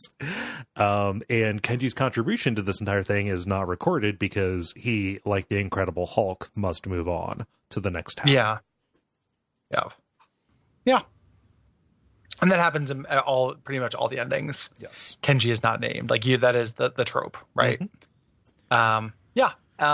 And then so that's the basics of the game. We're going to go through the other things you can do. That is not likely the first ending you get. No. So one other comment on that. You mentioned the sellout ending, where you accept his offer. I went back to, in preparation for this, I played through the game a couple of times, and I went back and I looked at my status screen. There's kind of this cool status screen, and they've got this crossed samurai sword with scabbard that shows you all the endings you completed. And I was staring at it going, is the handle of that sword supposed to be black, or is there an ending I haven't completed? And we are about to get into the dangers of skimming, because in the end I concluded that no, there's an ending I haven't completed. I went to GameFAQs, tried to read up on the endings, and because it doesn't tell you like endings by number or what endings they are, I didn't know which one I hadn't completed. So I looked at them and tried to figure it out. And because I was skimming when I read through the sellout ending, because again, this is GameFAQs, so it's a full go through. It's not like do this previous one, but instead it's a full, beginning of day 1 to end of day 2. I'm like, oh, that's one I've done. Oh, that's one I've done. And still have never completed the sellout ending. Yeah. I did not do this one. I did, I think, 4 of the endings. I didn't do this because like the only difference is the choice that you make at the end. So I don't know. I don't know how it differs. It is labeled as the worst ending. You make the offer. And additionally, this is not a game that is very well documented online. I had assumed that I would be able to look at a YouTube compilation of all the endings. Doesn't exist. Nope. So, oops. There's a hole out there for people if you want to become a hero. Yeah. And recorded your playthroughs of this. Yeah. If you sell out, you say yes to the thing, and what you expect happens. Yeah. Basically, you get a place of prominence in the army. And you give up the samurai way, and you betray everyone in town. Yep. So one other thing that maybe belonged in general, but I think belongs better here. There's an interesting kind of status screen and ending screen that comes up that tells you kind of all the things you did, and after you beat the game or die, either one, you get a ranking.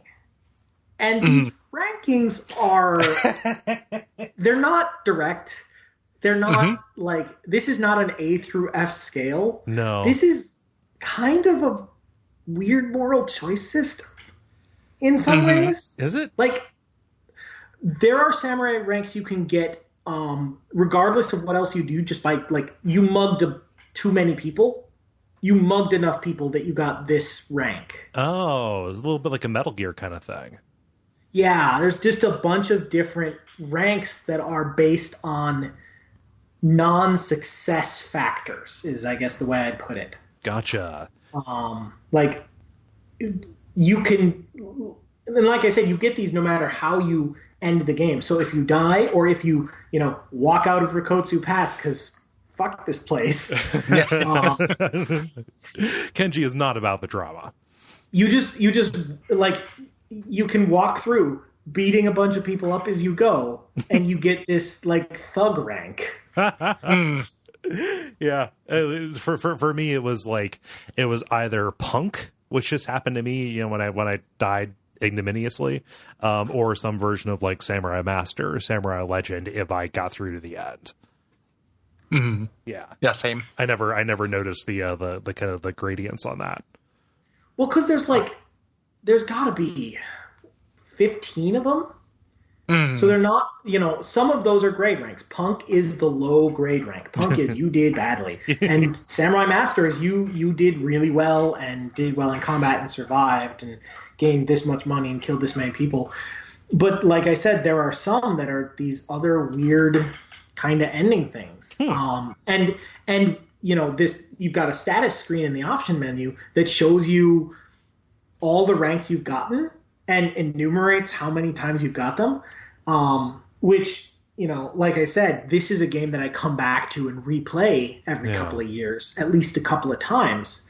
And so one of the things I thought was interesting, unfortunately, I didn't get to do this. And maybe if I can get a picture to you, this should go in the show notes, but I've got that screen for mine and I have like 50 different ranks, like I've played through or died as a game end in this game 50 or 60 times.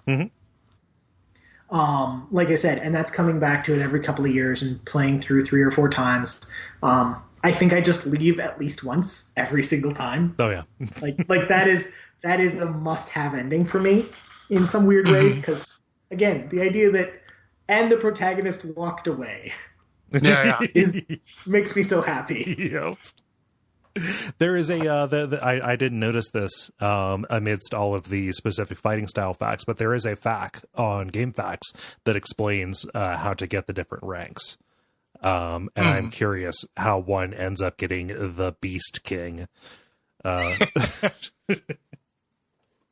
Yeah, more things to collect, more motivation for people who are motivated by that to kind of see how those shake out. Yeah, do loops.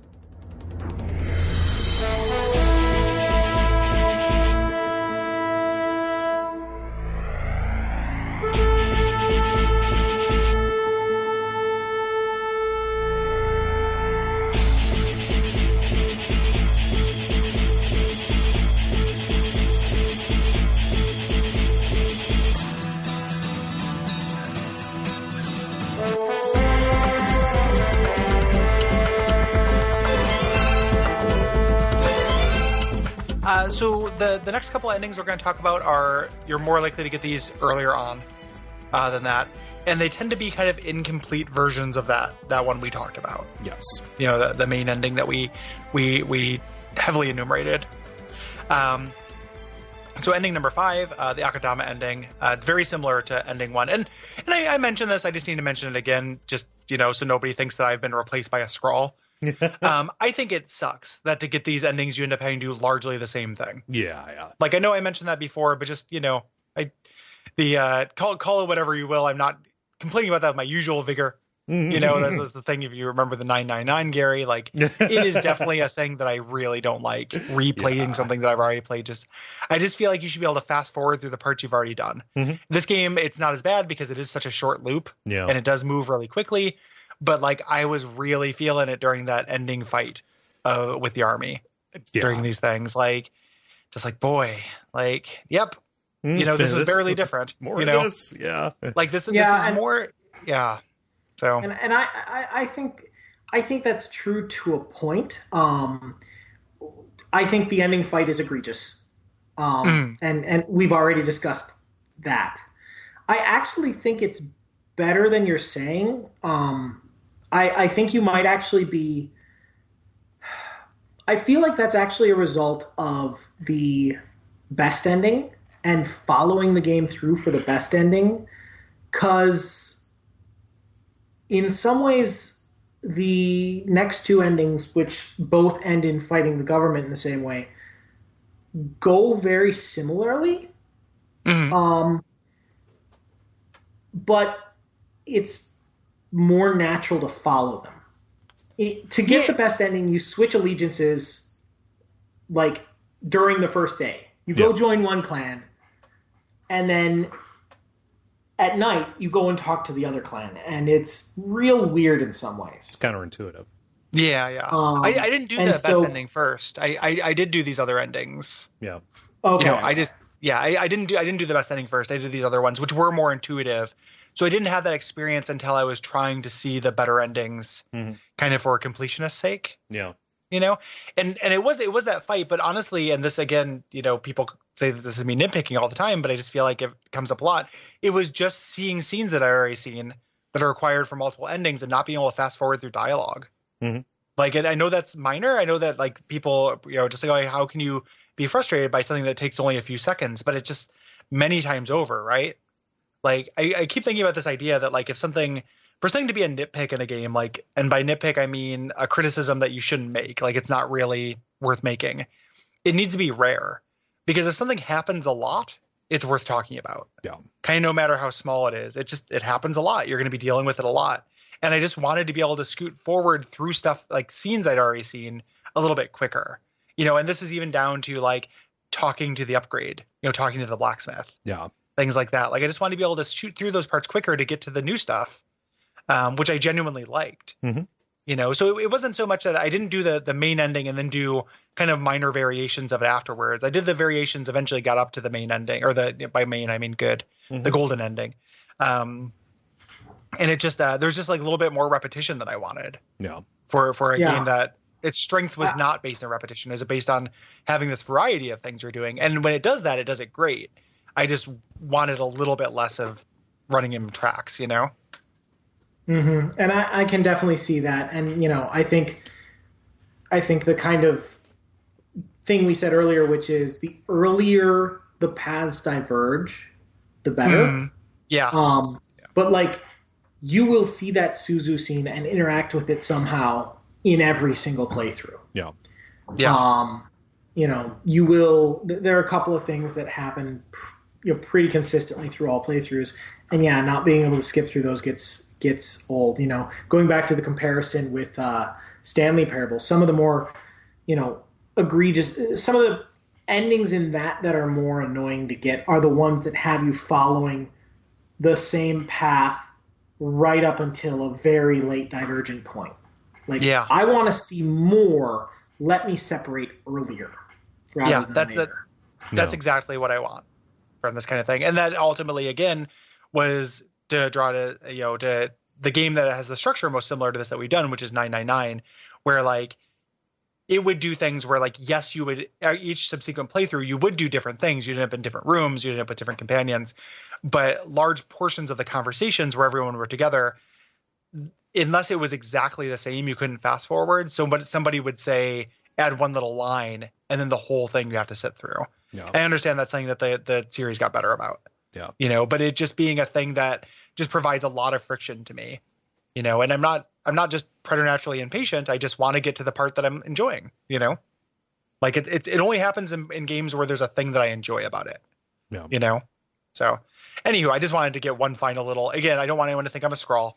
I need to get one little final little bit about that, because as we talk about these endings that are very similar, it felt appropriate to bring that up, because you are repeating yourself a lot to get these extra endings, and and nobody's forcing you to play it that way, right? Like you can play this game like naturally and just kind of role play it, or just kind of hang around in the world and see what endings you get. Yeah. And I just felt like for the show, I felt like I needed to see the endings. Yeah.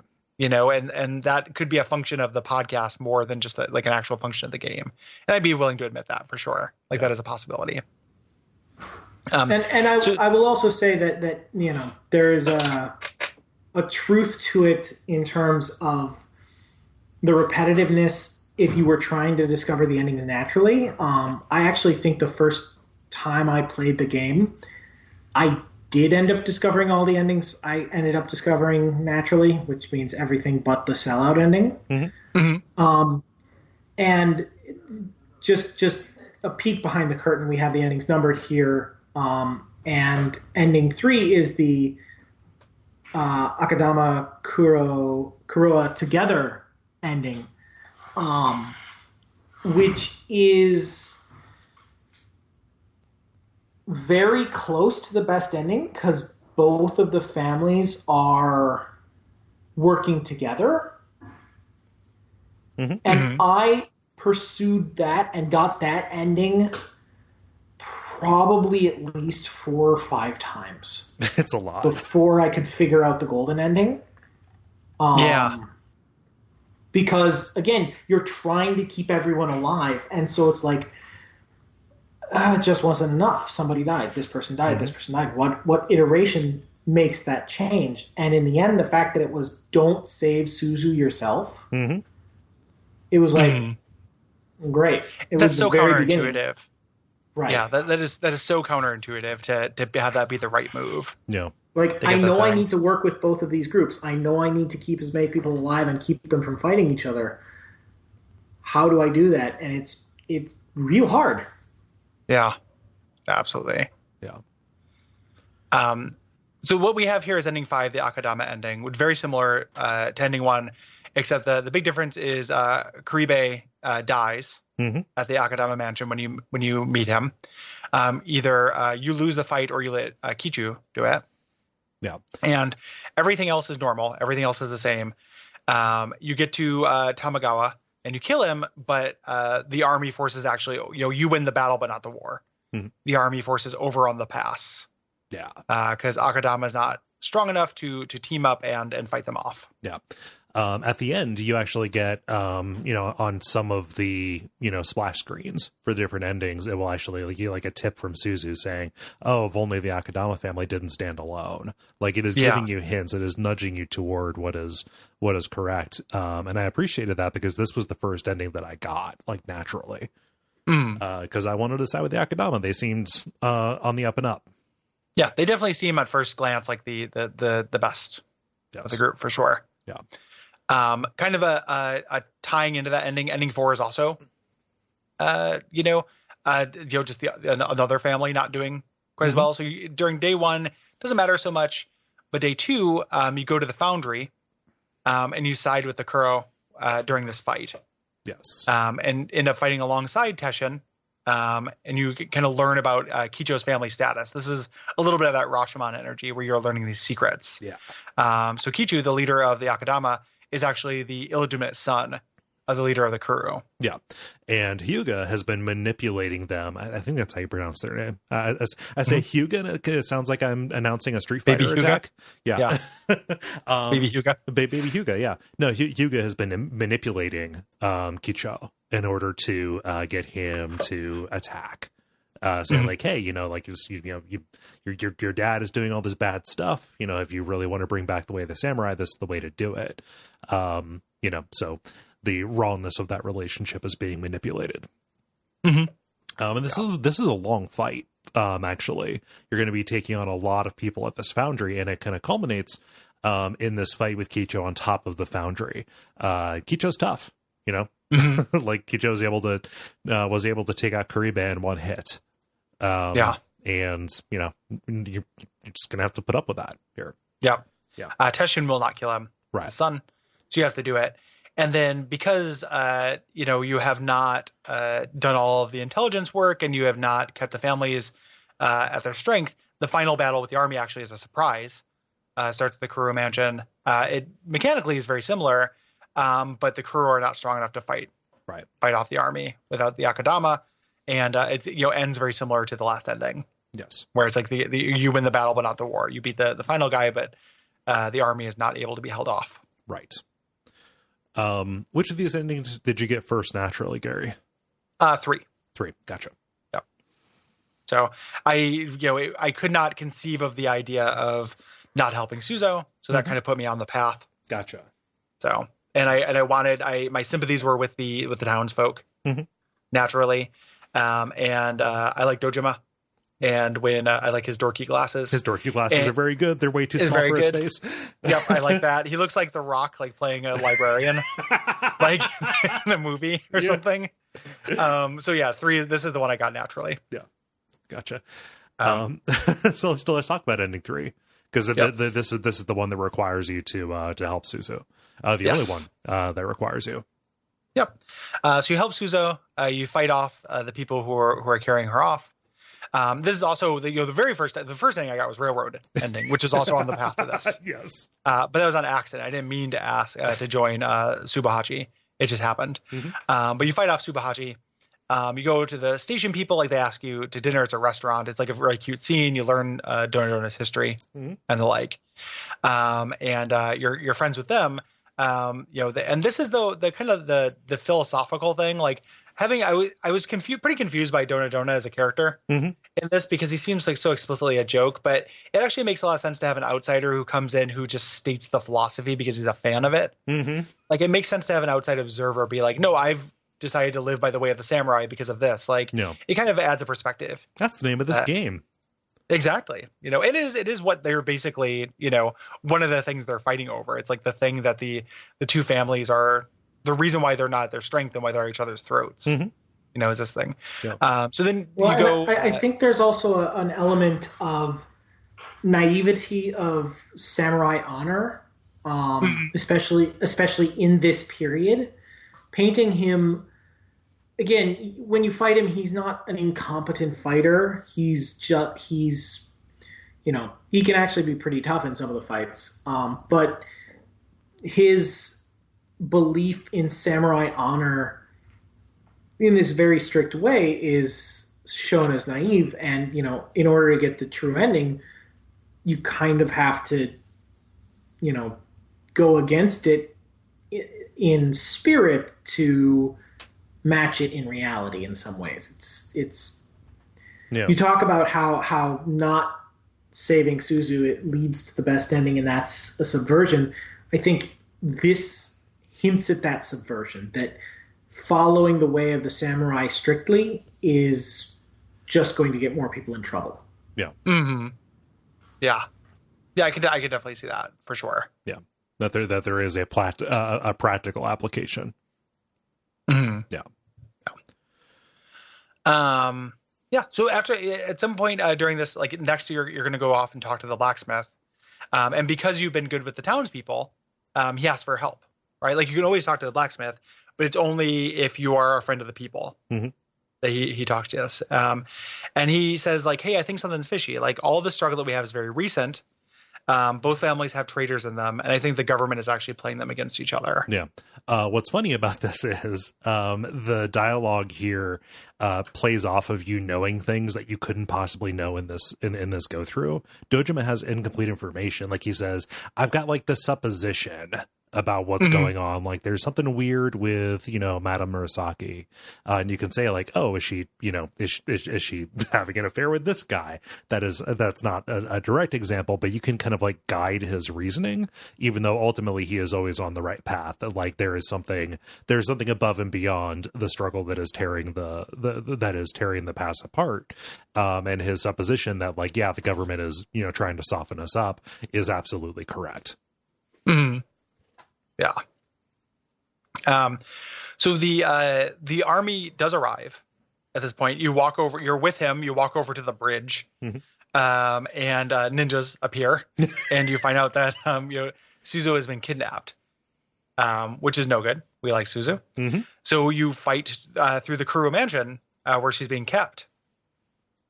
And she's about to be torn apart by horses. Yeah, she's about to be drawn and not quartered, because there are 4 horses, drawn and halved. Yeah. Drawn in half.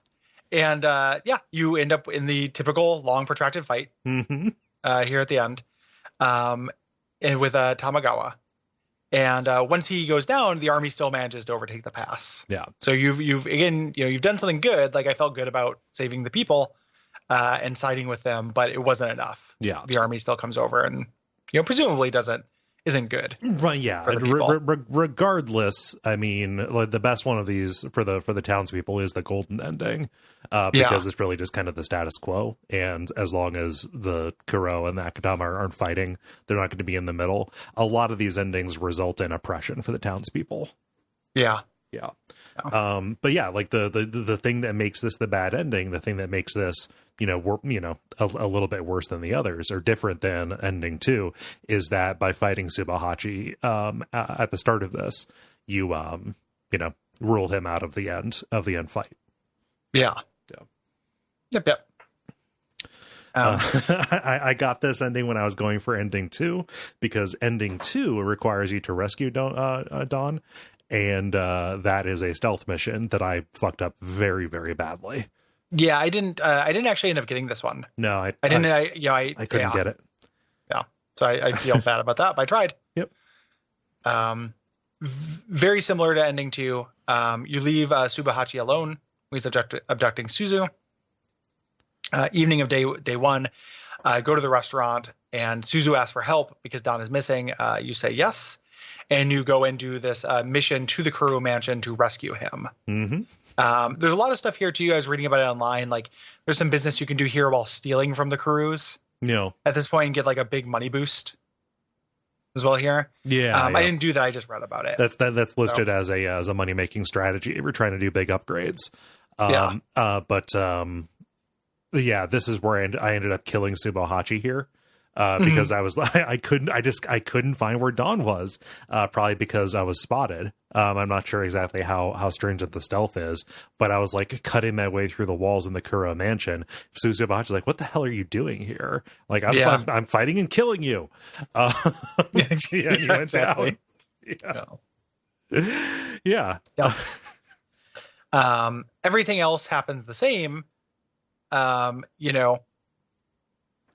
Here as planned. This is, I had a similar thing when I actually tried it and fucked it up. Yep. But if you Subohachi is alive, he can actually fight alongside you to save Suzu and kill Tamagawa. Yeah.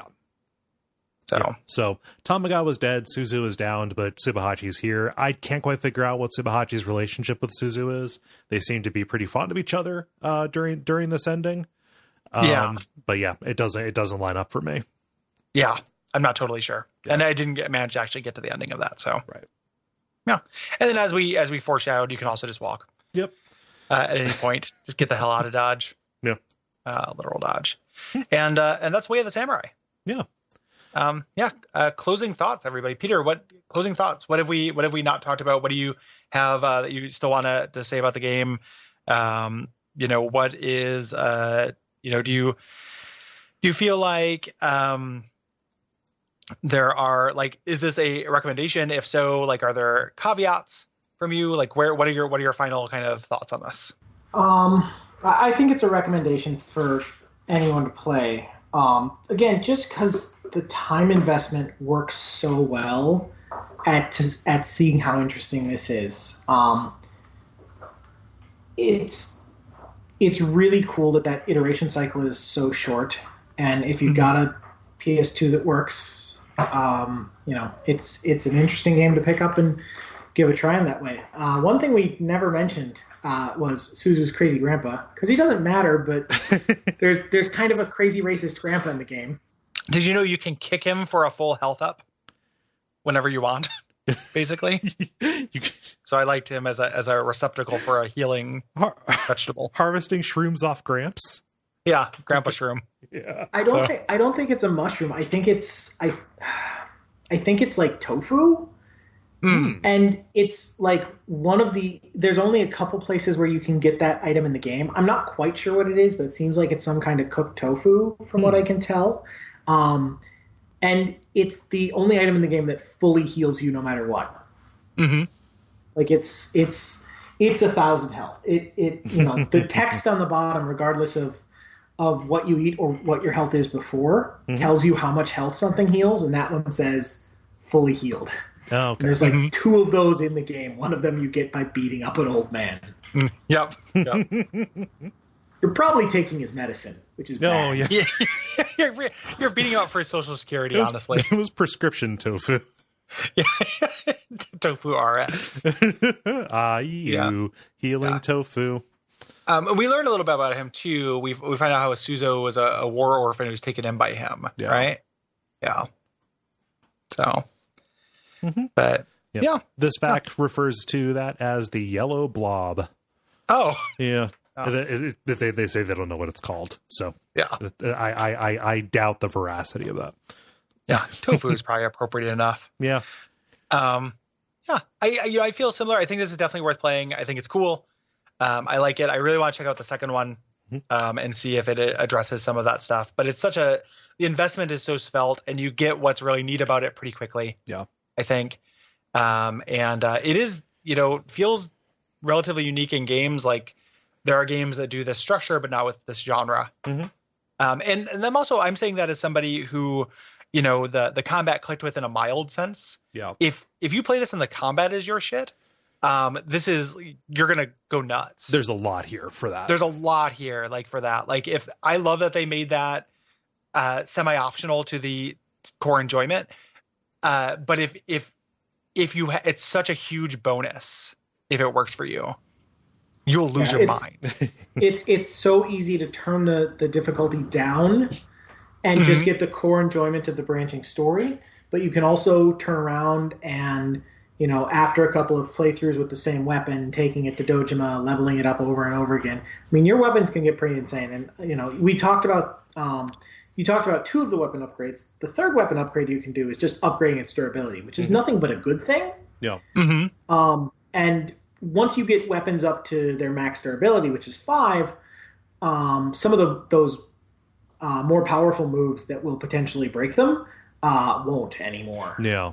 They'll still do quite a bit of heat, but they won't break the weapon. I don't think we ever enumerated on that system, so I think I'll just describe it very quickly. Yeah, we should explain. I just mentioned that. Yeah. Yeah. When you attack, when you attack with your weapon, when you're blocked, and when you block, your weapon generates heat. The most is generated when strong attacks are blocked. That is a meter that fills over the course of your bar's durability gauge, or your sword's durability gauge, which has segments up to 5.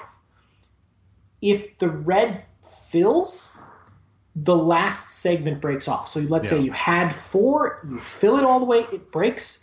Now you only have 3 segments, and it will break more easily the next time because the meter to fill it is shorter now. Yeah. It makes the durability upgrades and keeping a few of those segments really, really important. It places a lot of value on that upgrade. Mm-hmm. Yeah. It first it seems like it's similar to endurance, in kind of a Souls game, as something that builds and then will, as you cool down, as you stop moving and stop doing those actions that irritate it, the meter will go down. Yeah. Feeling like that. But the fact that it has those modular little sections does change how it's done quite a bit. So there's a little bit of like a risk reward inherent to the whole thing where you can kind of push a little bit further. If you're not totally sure what an enemy is doing, it is risky to push farther because if they block the wrong attack, you can lose it. A permanent thing, but you can again always upgrade it back up though. Yeah. Like it's something you can actually pay for to fix. So you're kind of encouraged to not be quite as conservative as you could be with it, which I like. And you can even repair it from 0 to 1. So if the sword is broken, you can repair it. But if you do ever go from 1 to 0, you are now wielding, a sword hilt. And if that was the only weapon you were carrying, you're in trouble. Yeah.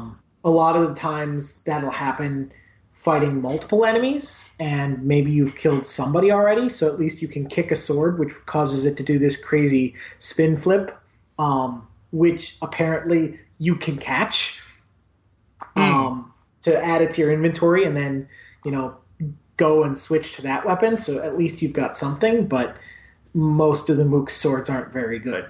Mm-hmm. Yeah, dull. Yeah. Dull swords. Yeah. It's always good to have a backup, though, because it's better than fighting with nothing. Yes. Like, you can fight. There are actually, like, melee move kind of things you can do in this. Like, shoulder checks and shit when you're not armed. Yeah. Which I didn't know. I just read about. Because I didn't get disarmed. I usually had some kind of shitty dull sword with me at the very least. For when my swords broke. Lots of depth.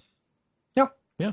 Very neat, very deep system. Peter, huge thanks for having us play this. Like, it's something that's been on my radar. It's something I played a little bit when I was younger, but I think I maybe got unending and stopped, but I was really happy to have the opportunity to explore it more fully. Yeah, I was happy. Really appreciate it. I was happy to invest more time in this and kind of see the different angles to it.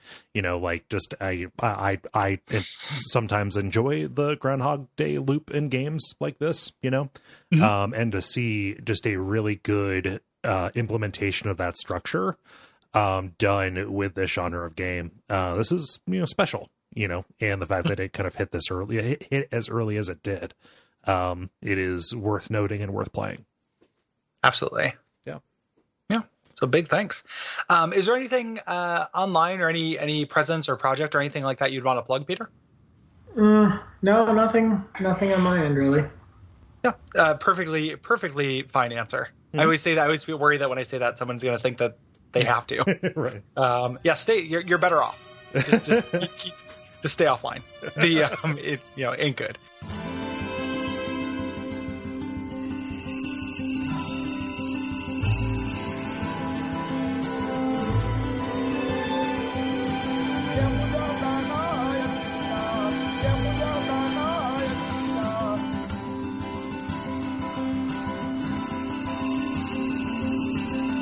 Huge thanks to Peter for being on. As usual, when we move to do the admin, we ask we ask for it out.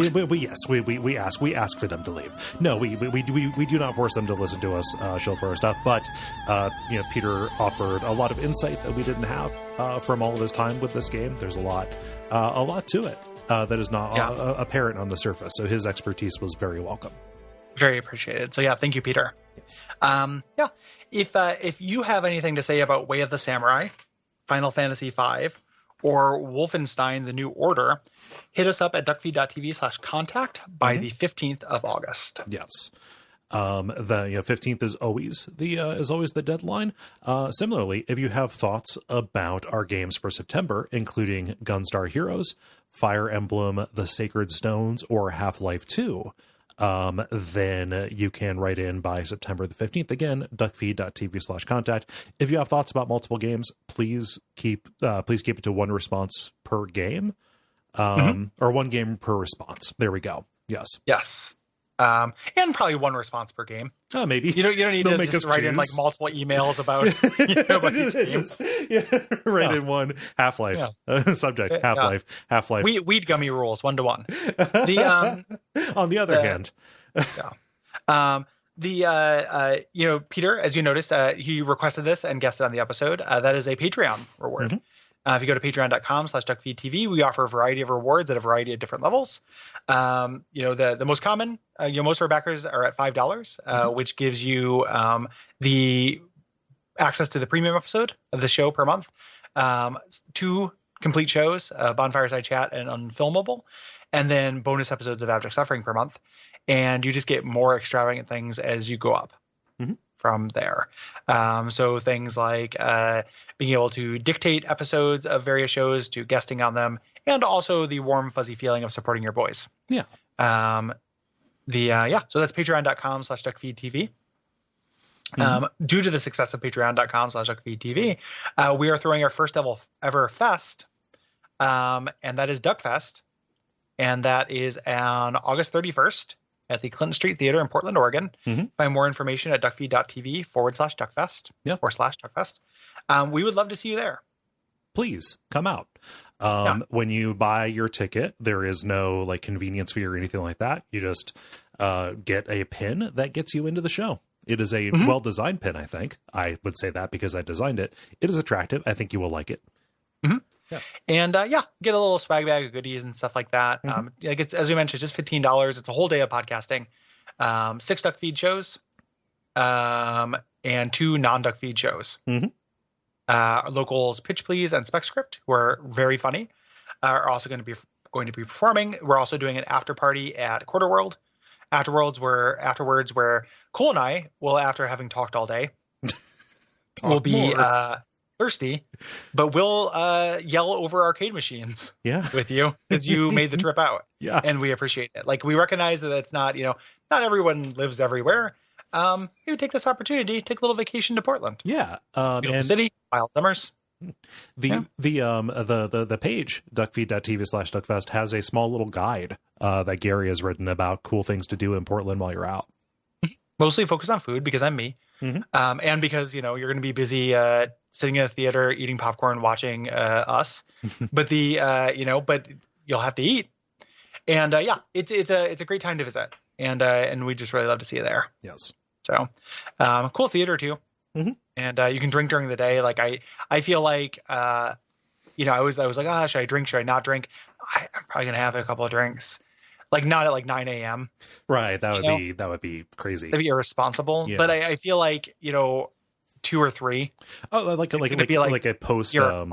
Yeah, there's a 2 o'clock post lunch beer. Yeah. To temporarily fight off the sleepies. Yeah. Yeah. That'll be the way to do beer it. doesn't usually fight off the sleepies, but I'm going to have a really potent cocktail of like coffee and alcohol and adrenaline and sweat. Yeah. Like the 4 humors are just going to be swimming about in my veins. Yeah. It's going to be, it's going to be great. I think it's going to be really, really fun. Yeah. So, we'd love to see you. Please come out. Please do. For that. Yeah. And I think that's about it. Think so? Yeah. So, until next time, what should they watch out for? They should watch out for imperfect information. Sure. Yeah. It's everywhere. Yeah. I don't know. Most information is imperfect. I didn't think that. I didn't think ahead on that one. Sorry. It's okay. It's okay. I've only been doing the show for a couple hundred episodes. Yeah. No, it's fine. Yeah. How could you know how it ends?